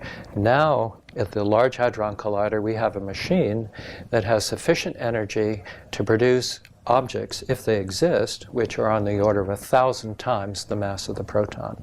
So that was really the very interesting part of the exploration. It's like building a really big telescope and then looking at the sky, and you're not exactly sure what you will see. We built a very energetic proton-proton collider. We're not exactly sure what we'll see, but it's a big exploration. So what has been done to date is to use these proton collisions to try to see if one particle, which had not yet been detected until it was announced in July of 2012, and that is the Higgs boson. The Higgs boson is the very pinnacle of the Standard Model. It was predicted. Higgs wrote papers way back in the early 60s. There were a number of people who contributed, but Higgs is one of the prominent theorists who proposed the idea that there exists this particle that is now called the Higgs boson. It has no spin. It has an even parity, so it's a very symmetric, very simple, very vanilla kind of particle. The only thing that it has is that it can interact with itself. It's like a snake eating its own tail, and this causes theorists nightmares. It can also couple to other particles. It can couple to top quarks. It can couple to bottom quarks. It can couple to muons, it can couple to the vector bosons, the W's and the Z's. And all of these couplings, all of these interactions are predicted by the Standard Model, including the fact, as I said, that it has no spin and no parity, or even parity. So it's a very interesting beast. Nobody knew exactly where it would be. One of the main experimental thrusts of this physics program at the Large Hadron Collider was to produce the Higgs. First of all, to be able to see whether or not the Higgs exists, and then, if one is lucky enough, to actually produce the Higgs and study its properties. The Higgs is the very pinnacle of the Standard Model. It was predicted way back in the early 60s, and without the Higgs, there would be a number of difficulties in the Standard Model. There would be cross-sections, for example, that would become infinite at very high energies. There would be lots of other things that needed to be explained. But the Higgs itself explains a tremendous amount. So discovery of the Higgs was one of the outstanding questions of high-energy physics. Well, in July of 2012, there was sufficient data accumulated at the Large Hadron Collider in 2 experiments. One of them was the ATLAS experiment, the experiment I'm working on, and the other one was the CMS experiment, where my colleagues at MIT and other people in the United States and abroad are working on. These experiments are complementary, but they both detected the same particle, roughly the same mass, and it was a tremendous success and received a great deal of press coverage and so on. After the initial discovery and the announcement in July of 2012, more data were accumulated on this particle. And the new data indicate that the particle is most likely really the Higgs particle. Namely, it seems to have all of the right couplings, it seems to have the right spin and the right parity, although as an experimentalist, one is always skeptical and you always need more data. So the project will continue in the years to come to study the properties of this particle. But it exists, as I say, at the very pinnacle of the Standard Model, and it's the one particle that sort of ties the entire picture together, and it was a tremendous coup of theory as well as experimentation to be able to discover it, and a tremendous success. The question, of course, is success should breed success, so what are the questions beyond that? And the Large Hadron Collider, by the fact that it has the highest energy in the world, is now an experiment and a facility which gives one the opportunity to continue the exploration, for example, to see whether or not supersymmetric particles exist. These are the companion particles with different symmetries from the Standard Model particles, or whether there is something which is not predicted by the Standard Model. So the search goes on. It's only beginning. It's very exciting. It will go on hopefully for the next 10 or 20 years at higher energies and at higher intensities with more and more data to answer some of the outstanding questions. But so far, it's been a tremendous success as a confirmation of the Standard Model to say that the Higgs exists, but now the question is what beyond? The discovery of the Higgs doesn't answer a lot of fundamental questions of the theory.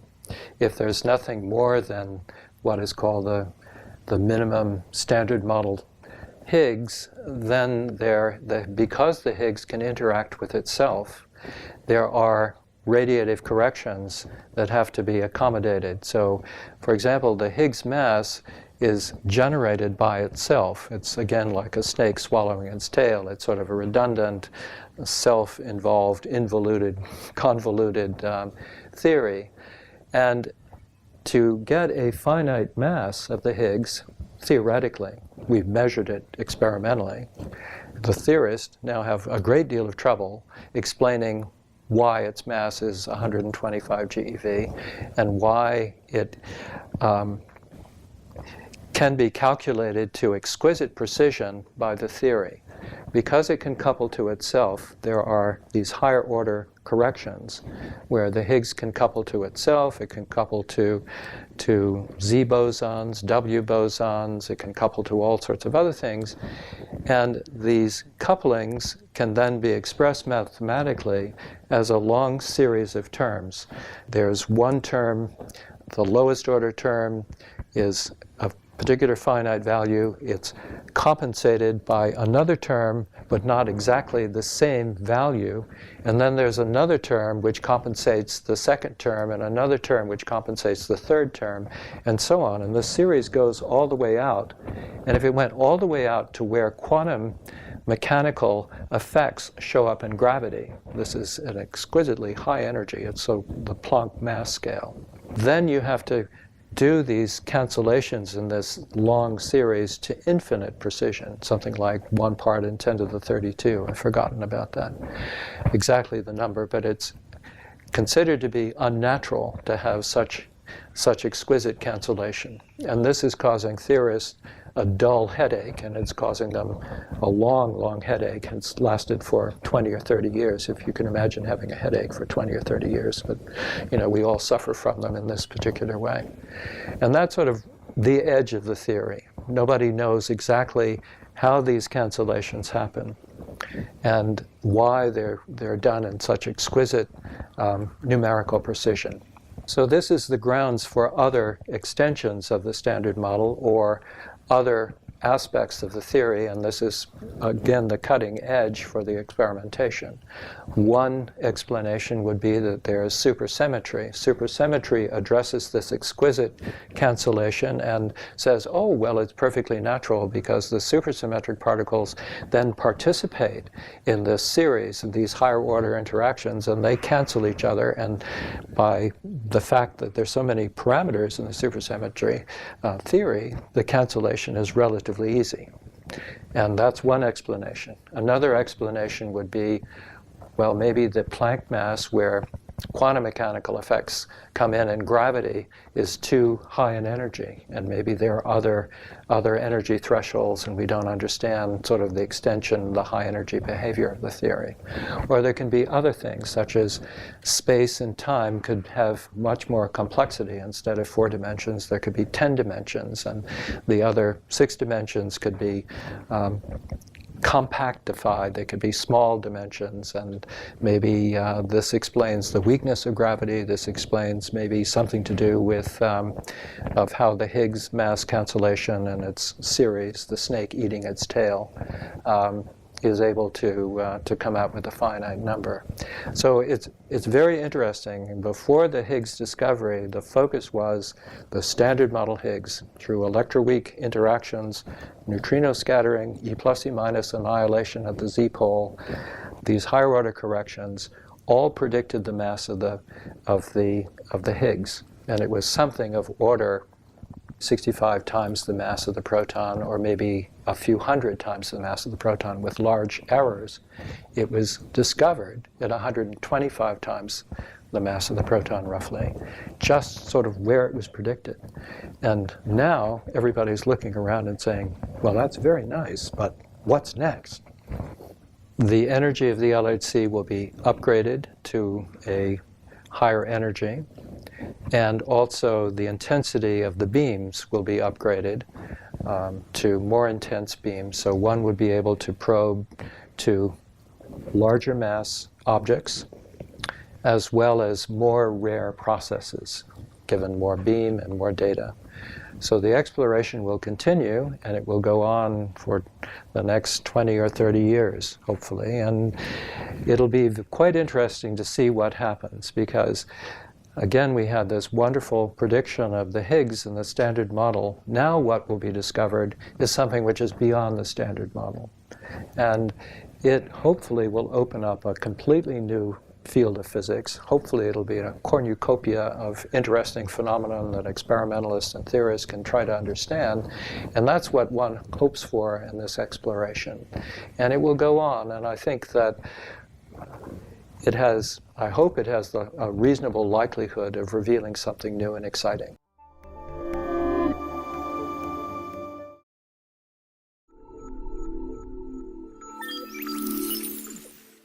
The Standard Model is the name we give to it's a kind of very modest name, really, for what is actually an amazing body of knowledge that explains a huge amount of physical data of the way the universe behaves, what the fundamental constituents and what the fundamental forces of nature really are.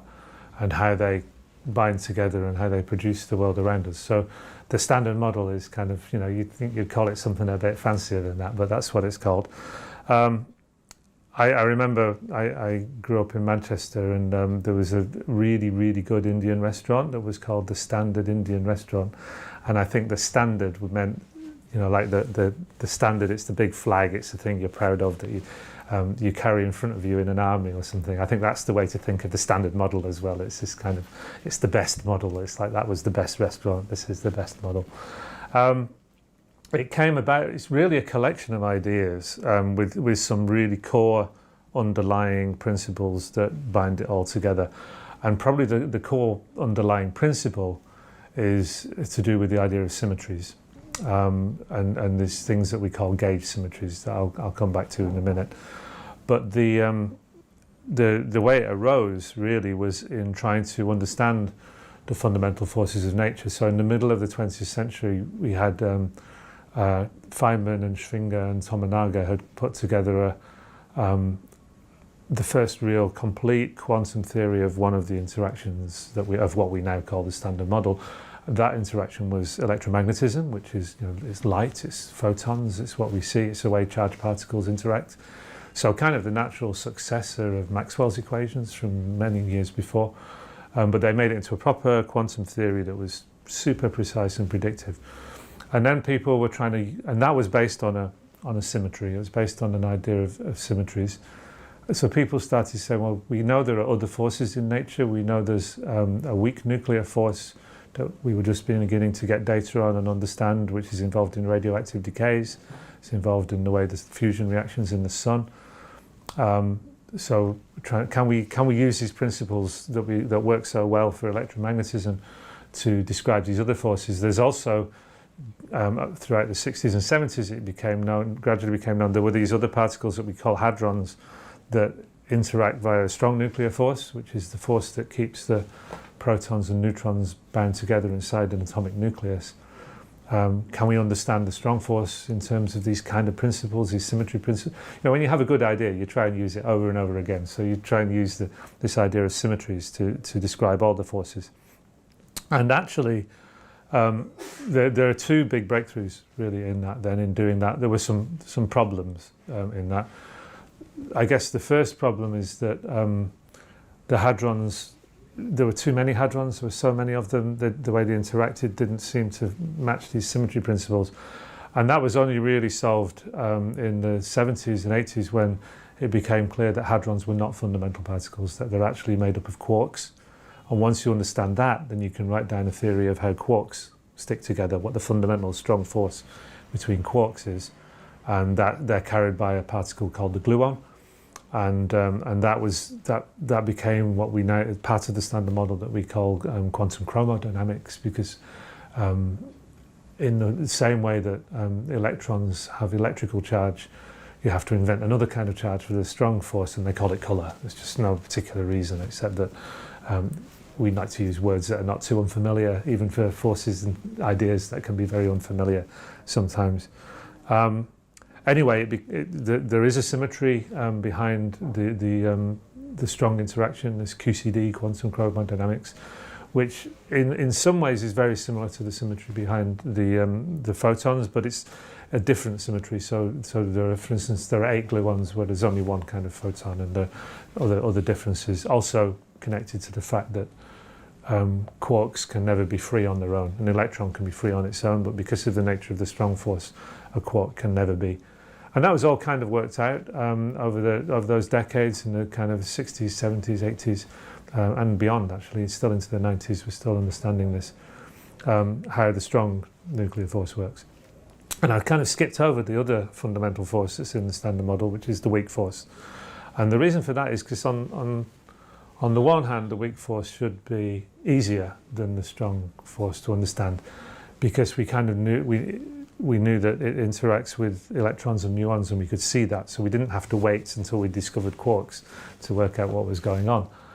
On the other hand, it threw up some really tricky problems in terms of the mathematics of that force, and people were misled a few times, again actually by by thinking it was involved more, that pions were fundamental and it was involved in that.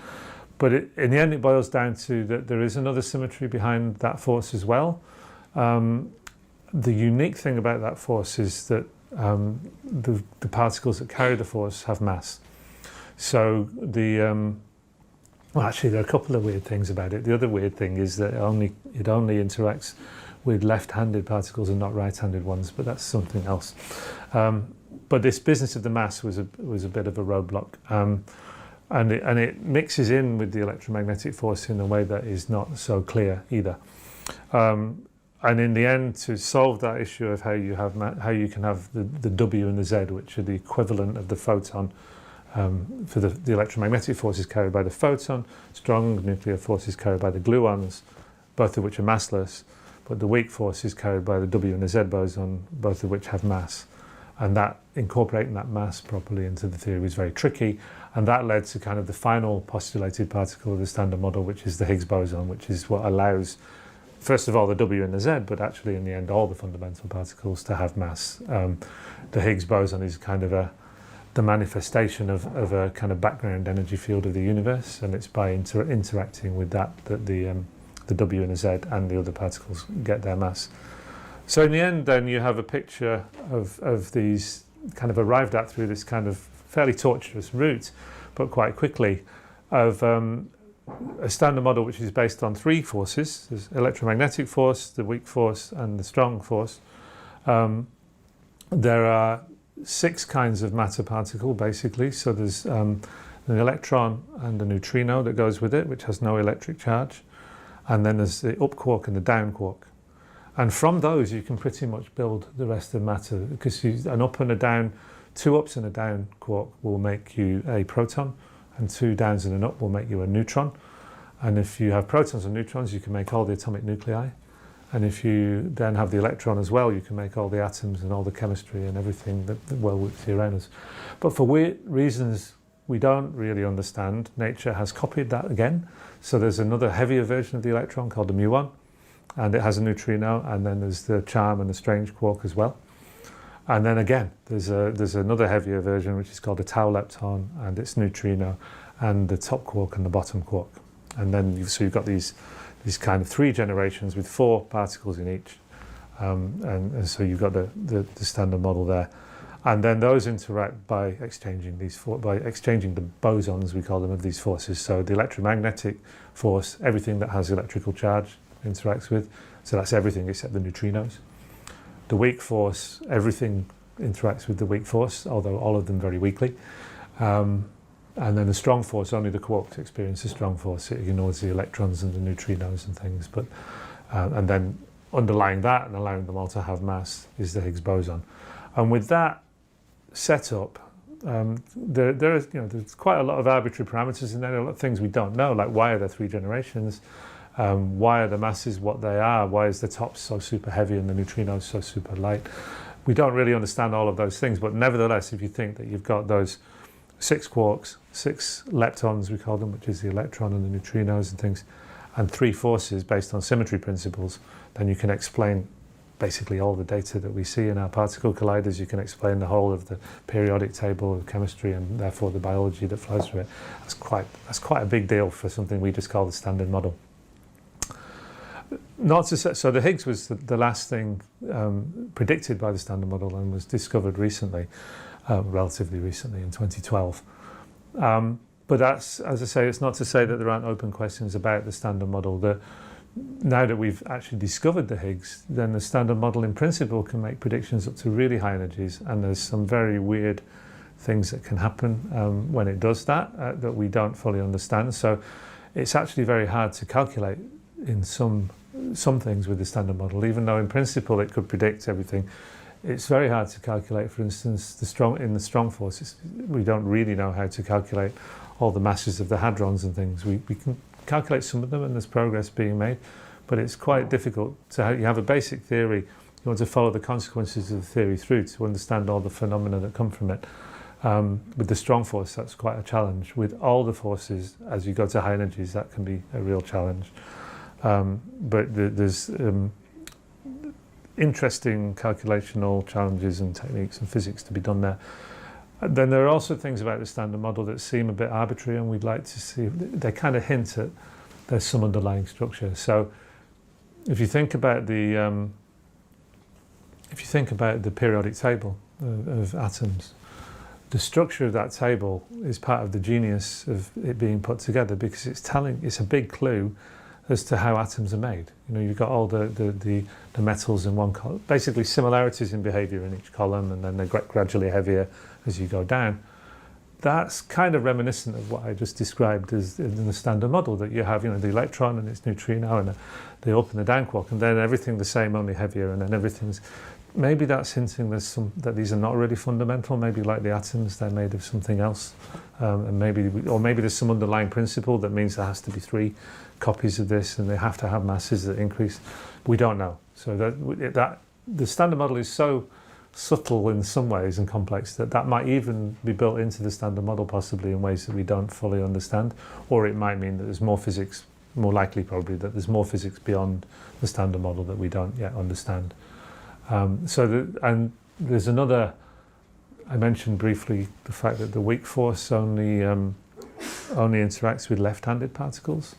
What I mean by left and right-handed is they have a spin. So if a particle's going along like that, you say it's left-handed, and if it's going along like that, that was the other way. You see what I mean? Depending on which way its spin is pointing compared to its direction, then you call it left or right-handed. And there's a property called chirality in the particles, which is very closely related to that spin business, that handedness. And then for massless particles, it's the same thing, basically.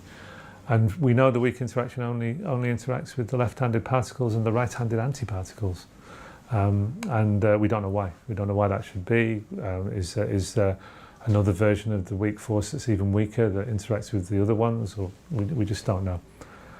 And I should probably mention, I just mentioned antiparticles. I never really even mentioned them all the way through. But in the Standard Model, also, all these particles have antiparticle versions of them. So the electron has an antiparticle version called the positron, which has got positive charge, and the electron has negative charge, and likewise there's an anti-up quark and an anti-down quark, which you can actually make an antiproton with.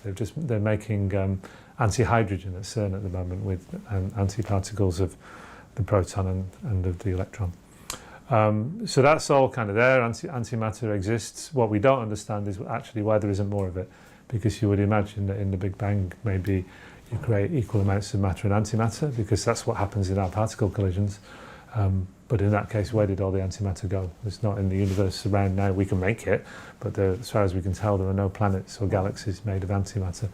So that's another kind of mystery, that we know the antimatter's there, but we don't know why actually there isn't more of it. It's kind of weird. And I guess maybe the final thing to say is that for a long time in the Standard Model, we thought the neutrinos, which are these mysterious particles that only interact via the weak force, we thought that they were massless. Now we know now that they're not. They have masses, but they're very tiny. That's another mystery, really, as to why they should be not zero, but so tiny. But the other thing is connected with antimatter, actually. So to make antimatter is like matter, but all the charges are reversed, are inverted. So by charges, I mean not just the electric charge, but also the color charge under the weak force, and under the strong force, sorry, and the weak force charge as well. They're all inverted. Now, if you think about the neutrino, it doesn't interact with the strong force, so it has 0 strong force charge. So that inverting that doesn't change it. It has no electric charge, so that doesn't change it. And actually the right-handed neutrino doesn't interact with the weak force either, because the weak force only interacts with left-handed particles. So the neutrino actually could be its own antiparticle, because you flip all the charges, but all the charges are 0, so minus 0 is the same as 0. So that's a kind of puzzle, and does this particle even really exist, this right-handed neutrino that doesn't interact with any of the forces? Well, we know it exists, because if they have mass, then that implies this has to exist. But we don't know whether it's its own antiparticle. Does it get its mass in some special way? It feels like a very special and unusual particle in the Standard Model, one that doesn't actually interact with any of the forces of the Standard Model.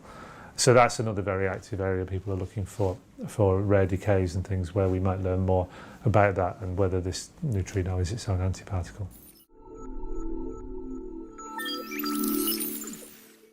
story of particle physics started in the late 19th century when the electron was discovered in 1897. And that was followed a few years later when Einstein in 1905, in order to understand the photoelectric effect, the way in which light interacts with matter, in order to understand that, he postulated the reality of lumps of light, quanta of light, that we call the photon. So that was the beginning of particle physics back around the beginning of the last century. Since then, we've discovered many other types of particles. We have now, based on our knowledge of those particles, a description of all the visible matter in the universe. For example, in the 1980s, we discovered the particles responsible for many of the interactions between those particles. And in 2012, we discovered the Higgs boson, which was the last particle expected in the Standard Model. The Standard Model works incredibly well to describe all the visible matter in the universe, but it leaves many questions open and not understood, and one of the possible theories for addressing those is a theory called supersymmetry that I'll come back to later on.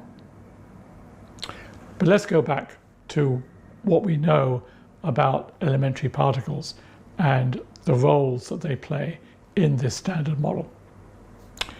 So the electron is present in all matter.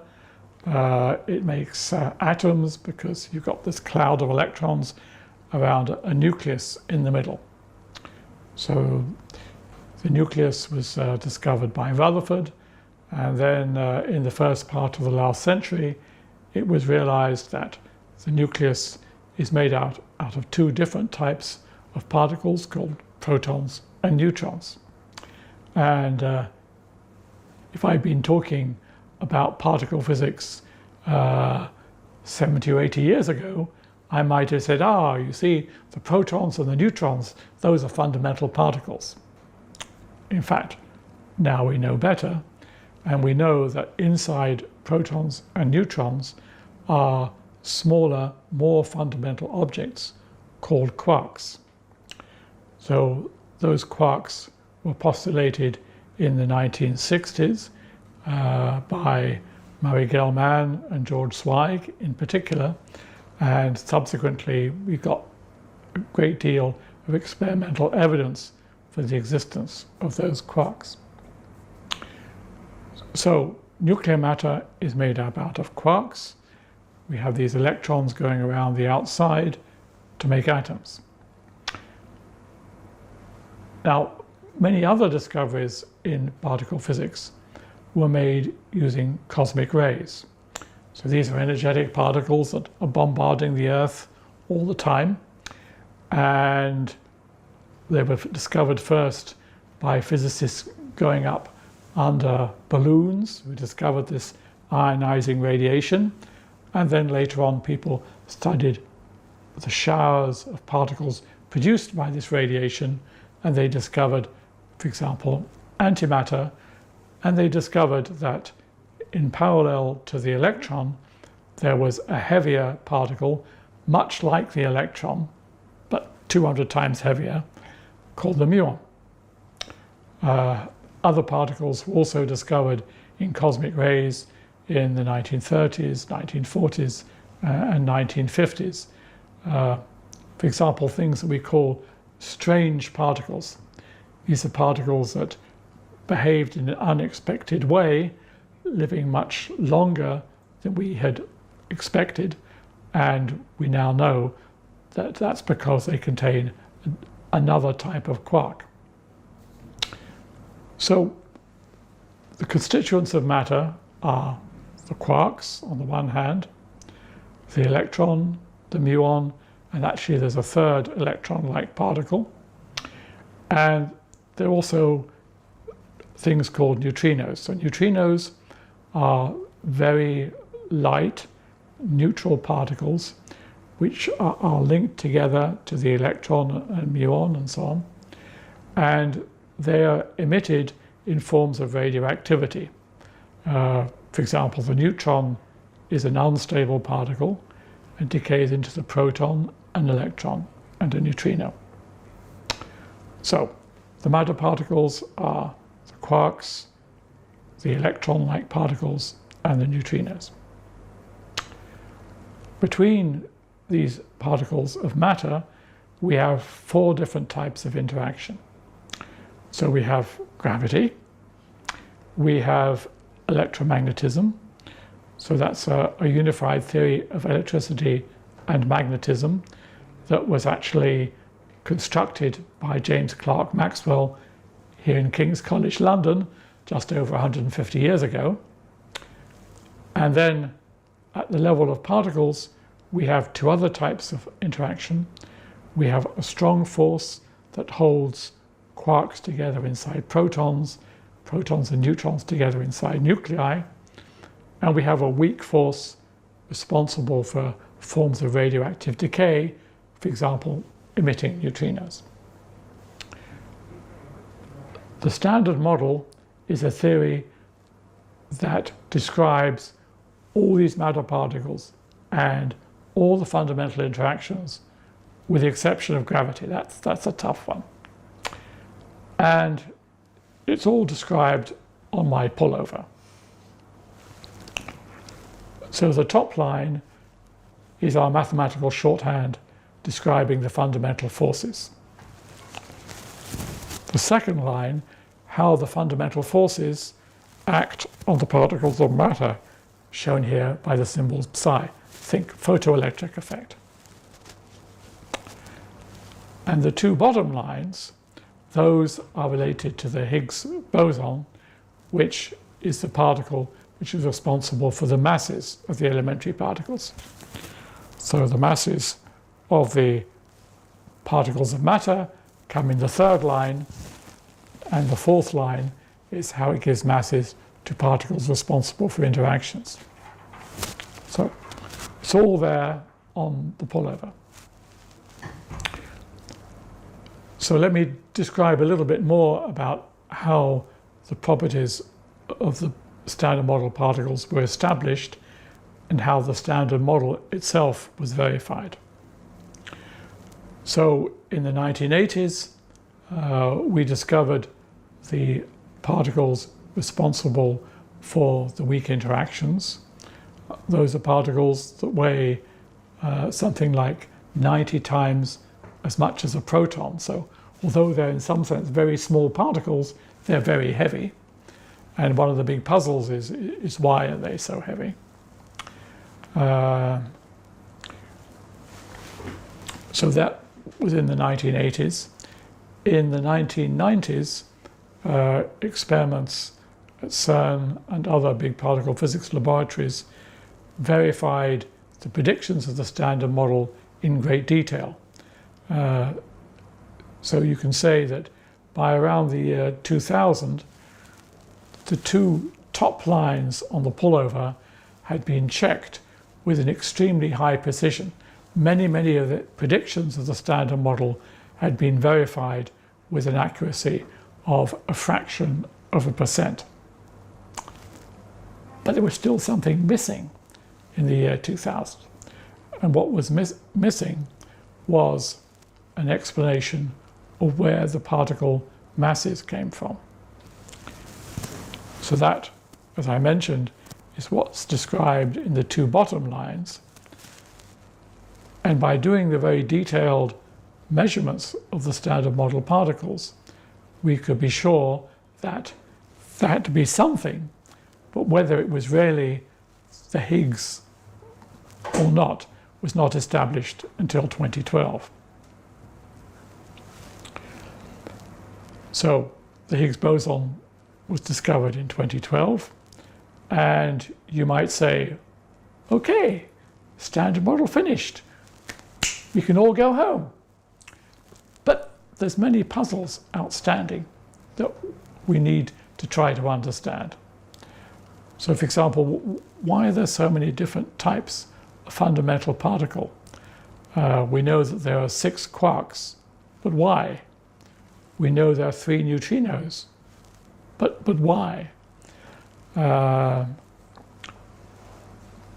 We don't have an explanation within the standard model of the dark matter, that astronomers has a much larger density in the universe today than the particles described by the standard model. We don't understand where the matter in the universe originated. So there's all sorts of theoretical ideas that would help us to understand what we see in the standard model and what may lie beyond it. My own favorite idea amongst those is a theory called supersymmetry. So what supersymmetry says is that in addition to all the known established particles in the standard model, there must be a bunch of partner particles which have, for example, the same electric charge, but they're much heavier and they spin at different rates. I should explain that all elementary particles can be thought of as like ballerinas doing pirouettes. Some of them pirouette fast, some of them pirouette slow, and supersymmetry says that there are partnerships between the slow-moving and the fast pirouetting elementary particles. It's a beautiful theory. It's useful for lots of things. It could help us unify all the fundamental forces. It could help us provide a quantum theory of gravity, and it could provide the dark matter. So my heart belongs to supersymmetry. But at the moment, there's no evidence for supersymmetry. We've got a theory, the standard model, which works fantastically well. We know it must be incomplete. Supersymmetry is just one of the ideas beyond supersymmetry. And we're looking to future experiments, for example, with the Large Hadron Collider at CERN, hopefully to find something else to put on the pullover.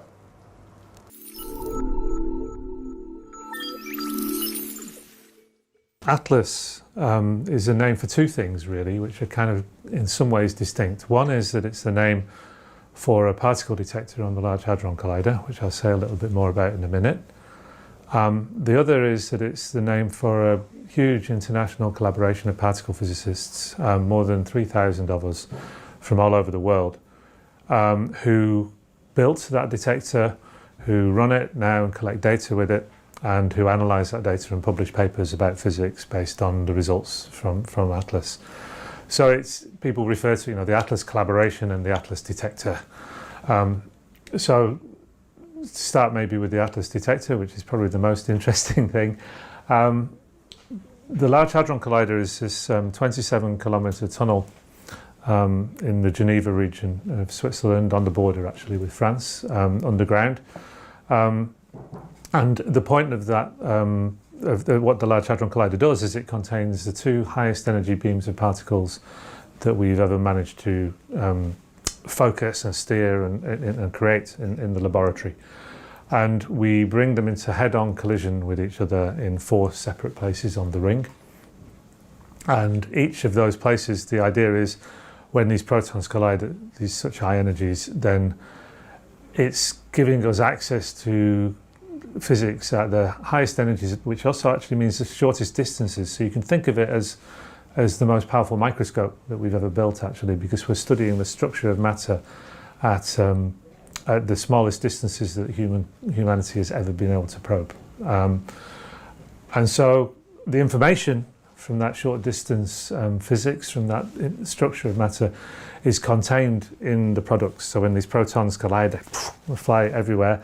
And the only way we can work out what's going on at the short distances is to detect what's produced in the collisions and then interrogate it. So we use mathematical, physical ideas about the laws of physics and mathematical techniques, and crucially, the detector. So without the detector, we know nothing. So you can think of the Atlas detector as the most sophisticated highest resolution digital camera, if you like, that we've ever built, and we're photographing what's going on inside these proton-proton collisions. And there are 3 other big detectors on the Large Hadron Collider. One of them is called CMS, which is kind of opposite us on the ring, and is doing very similar things to ATLAS, but with different kinds of technology. And then there's another one called LHCb and another one called ALICE, which are more specialized. ATLAS and CMS essentially look quite similar in some ways. What the basis of a detector is that you have the beam pipe in the middle, so they're like cylinders with the beam pipe in the middle, and the collisions happen in the middle. And most of the protons actually miss, so they go straight through, but some of them collide, and those are the ones we're interested in. And we surround the collision point, first of all, with detectors that detect charged particles. So the best way we have at the moment, really, of detecting a charged particle is we build a semiconductor detector, usually out of silicon. And what a semiconductor is the electrons in a semiconductor, as the name suggests, is almost a conductor of electricity. So it has electrons that are not free, so they don't carry a current. But if you give them a tiny little kick, they can escape into an energy band. That means they can move freely around the material. So when the idea is that when one of our particles flies by, it gives them this little kick, and it's a tiny little kick, so the particle doesn't change direction. It carries on going the way that we want to measure. But the fact that one of the electrons has been freed means you can accelerate it away with a voltage and tell that the particle went past. So you get very precise points on the particle tracks, and that allows you to work out, that this particle came here and there, where they'll go. And also that is surrounded by a magnet. So there's a solenoidal magnet, and the charged particles will bend in the magnetic field, and the amount they bend depends on their momentum. So we can tell not only that there was a particle there and what direction it went, but also what its momentum was. So that's great. That only works for the charged particles, so say electrons, that will work for. If any protons are created, that will also work. Other charged particles, it's fine. But there are quite a lot of particles that have no charge. So the photon, for instance, is a particle of light. Won't register at all in the silicon detectors. So outside of the tracking, we have then what we call calorimeters, which the photons stop in the calorimeter. All the particles basically stop in the calorimeter, apart from 2 kinds of particle, which I'll tell you about in a minute. All the others stop in the calorimeter, and when they stop, they decelerate. They give off light, actually, electrical fields, as they decelerate, and we can read that out and tell the energy of all of them, not just the charged particles, but the neutral ones as well. And the 2 particles that escape the calorimeter, that punch right through it, one of them is called a muon. A muon is a bit like an electron, but it's heavier. And so we see the muons in the charged particle detector, but then they punch through the calorimeter. And then we have more tracking detectors outside to detect the muons, so we can tell a muon was there. And then the final particle, which we just cannot see at all, is called a neutrino. They do interact with matter, but very, very rarely. So if we create one, the chances of it interacting are billions to 1. So the only way we can tell whether a neutrino was there or not is that we sum up all the other particles and we see there's some missing energy or momentum, and then we can guess that might be a neutrino. Although it could, of course, be something else like dark matter or something that we don't know about. So that's the ATLAS detector. It produces data on these collisions. That data is shared all around the world on a computing grid to the ATLAS collaboration, which I mentioned earlier. So these thousands of physicists and PhD students, some of whom are next door there, who are looking at this, PhD students, postdocs, professors all over the world, who are looking at this data and trying to work out from that what is going on really in the heart of the proton, in the heart of the structure of matter. My current research at the moment, we've just published a paper on measuring the number of times you get 4 charged leptons produced in these events. That the 4 charged leptons is quite unusual, and they're very high energy, and that has a lot of physics in it. So some of it is from a particle called the Z boson. Some of it is from 2 Z bosons, which they're the carriers of the weak force. And some of it is from when a Higgs boson is produced and you get these 4 leptons. So you have a really intricate structure in how these 4 leptons can be produced, and by just measuring that as precisely as we can with the Atlas detector, we can learn a lot about the fundamental physics that's going on in here, including about the Higgs, but also about other things too.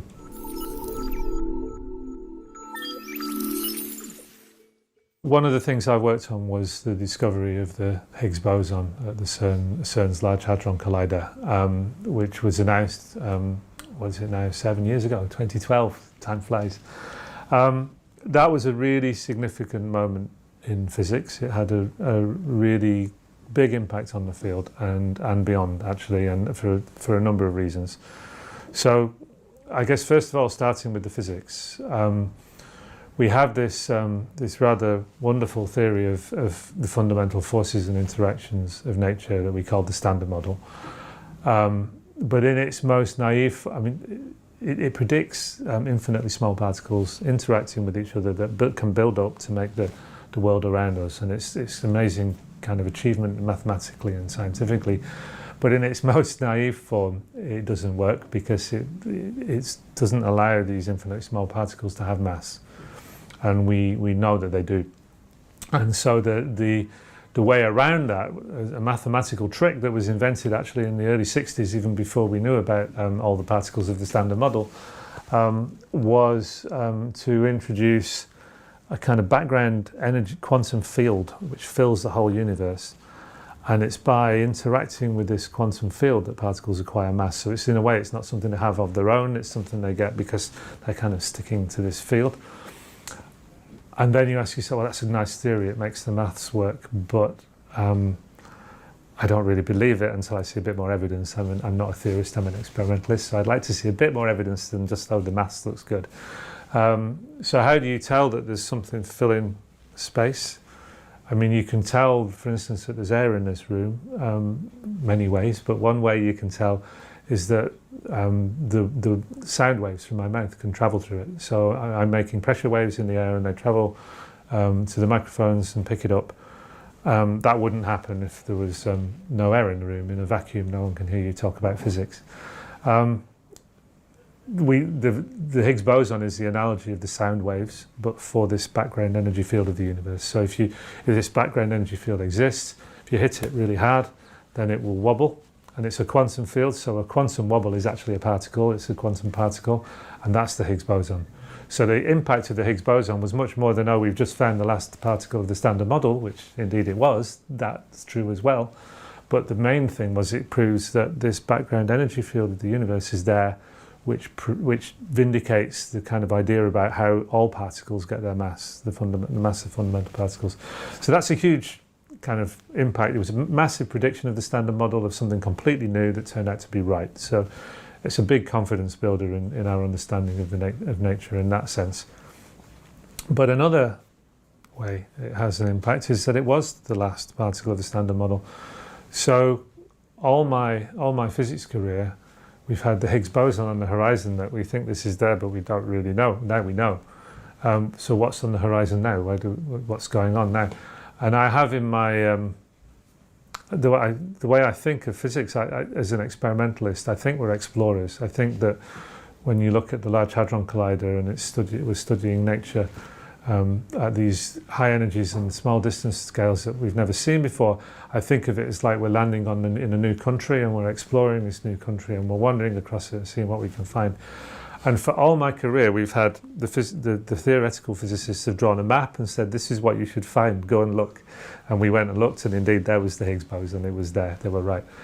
Now, they made up some other things that they said should be on the map that would be beyond the Standard Model, and they are not there at the moment. And actually, they have no real map anymore. We're really on the edge of the map. So, to my mind, that's both a nerve-wracking but also really exciting period of physics, because we're really into the unknown now. And a lot of the ideas of what should have been found at the Large Hadron Collider, things like supersymmetry or extra dimensions and things that maybe there were arguments that they should be kind of found along with the Higgs or near the Higgs, they're not there.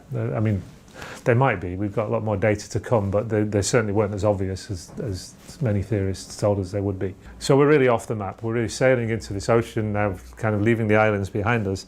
And for the first time in my career, experiment is ahead, actually, and I really like that. It's kind of, I do find that very exciting. So that's the impact on kind of on the field of physics, on the field of particle physics, has been huge. It's both vindicated these real important fundamental mathematical ideas behind the Standard Model, and it's also taken us beyond the Standard Model in the sense that we don't have a map now of what else we might find. And we have very good reasons to know that the Standard Model isn't in fact the whole story. It's not a theory of everything. There are various things that can't be understood within it. There's evidence from astrophysical observations that there's more matter in the galaxies than we observe, for instance. And we postulate something called dark matter to explain that, but it's not in the Standard Model. So it might be out there beyond the map, and that's where we're sailing now. We also don't understand why there isn't pretty much the same amount of matter and antimatter in the universe, and that doesn't seem to be explainable within the Standard Model, and maybe the explanation is out there somewhere off the map where we're sailing. So that's a huge impact. It really changed the way we think about experimental physics in a way. And the impact of that is still being absorbed. The theoretical physics community is still absorbing the information that a lot of their expectations were not correct. Other ones might be, but might be harder to find than others, or maybe we just need some better ideas to explain these things. Maybe the old ideas pre the LHC were just not right, and these are arguments that this physics should be near the Higgs, things that we call like naturalness and stuff. Maybe they're misleading arguments. They're not. Maybe nature doesn't have to behave the way we expect it to, and we're really we're in the realm where the unexpected may show up. The other impact of the Higgs, I would say, the other sense of the word impact. I mean, what I've talked about now really is its impact on our understanding of nature in the sense of particle physics. But I was sitting in my university department now in University College London. We saw a huge change in the attitude of people to physics with the discovery of the Higgs.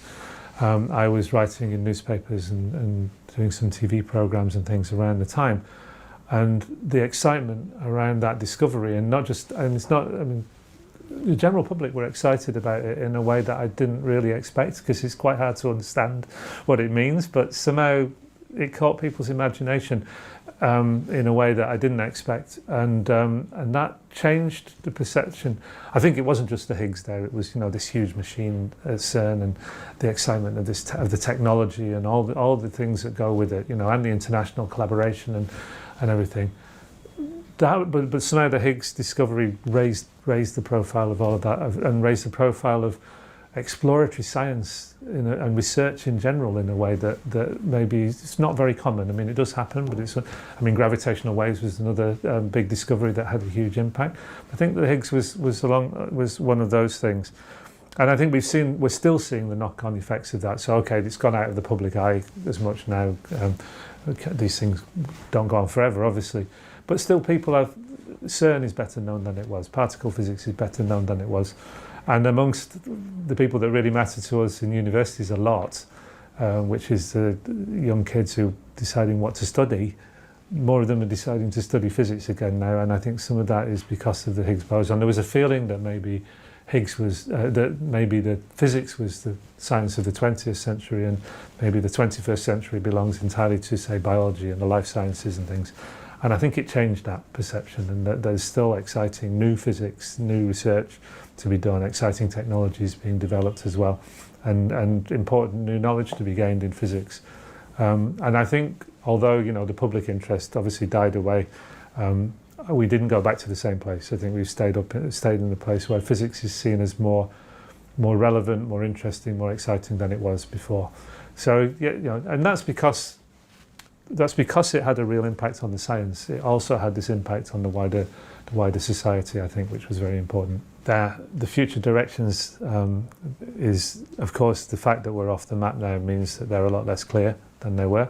So we really knew that we had to build the Large Hadron Collider, because we knew that if the Higgs existed, we would find it, and if it didn't, it was important to prove that it didn't. There's a much more active discussion now about, okay, we've got this open landscape here, what's the best way to explore it, how do we do it, what's the most efficient way? So right now, actually, there's a huge discussion going on. CERN has people associated with CERN have put together some proposals for even bigger colliders, of linear colliders and big circular ones, 100 kilometers this time, better magnets, better detectors. All of that would be exciting and will do great science. But is it the best thing to do? We don't have a guaranteed discovery, if you like we did with the Higgs. We're really exploring. Are we really prepared to go to all that effort to explore? Personally, I hope we are, because I think the exploration is actually more exciting than just going and kind of proving a theory that was already there. But it's to be discussed, and a lot of it depends on the technology and how cheaply and how expensive it is to do it, and whether the political will and the collaborative will is still there to do it. But I hope something along those lines happens. And then there are also experiments, the neutrino area. Neutrinos changed the standard model completely, because in the original version they didn't have mass, and now they do, but we don't know whether that mass comes from the Higgs. So there's good physics to be done with that too. But what we know we will do, in the next 10 years, that will definitely happen, is we will be exploring the properties of the Higgs boson in great detail, which may not sound, doing something in great detail doesn't sound super exciting or exploratory, but actually the Higgs is such a fundamentally new object. It's unique. There's nothing else like it. It is the manifestation of this background energy field of the universe. So actually understanding its properties in some depth is really important, and that's what we're doing at the Large Hadron Collider right now, and that will definitely happen. That will happen over the next 10 years. It's just that these projects take so long to build that we're already thinking, okay, but after that, what do we do next?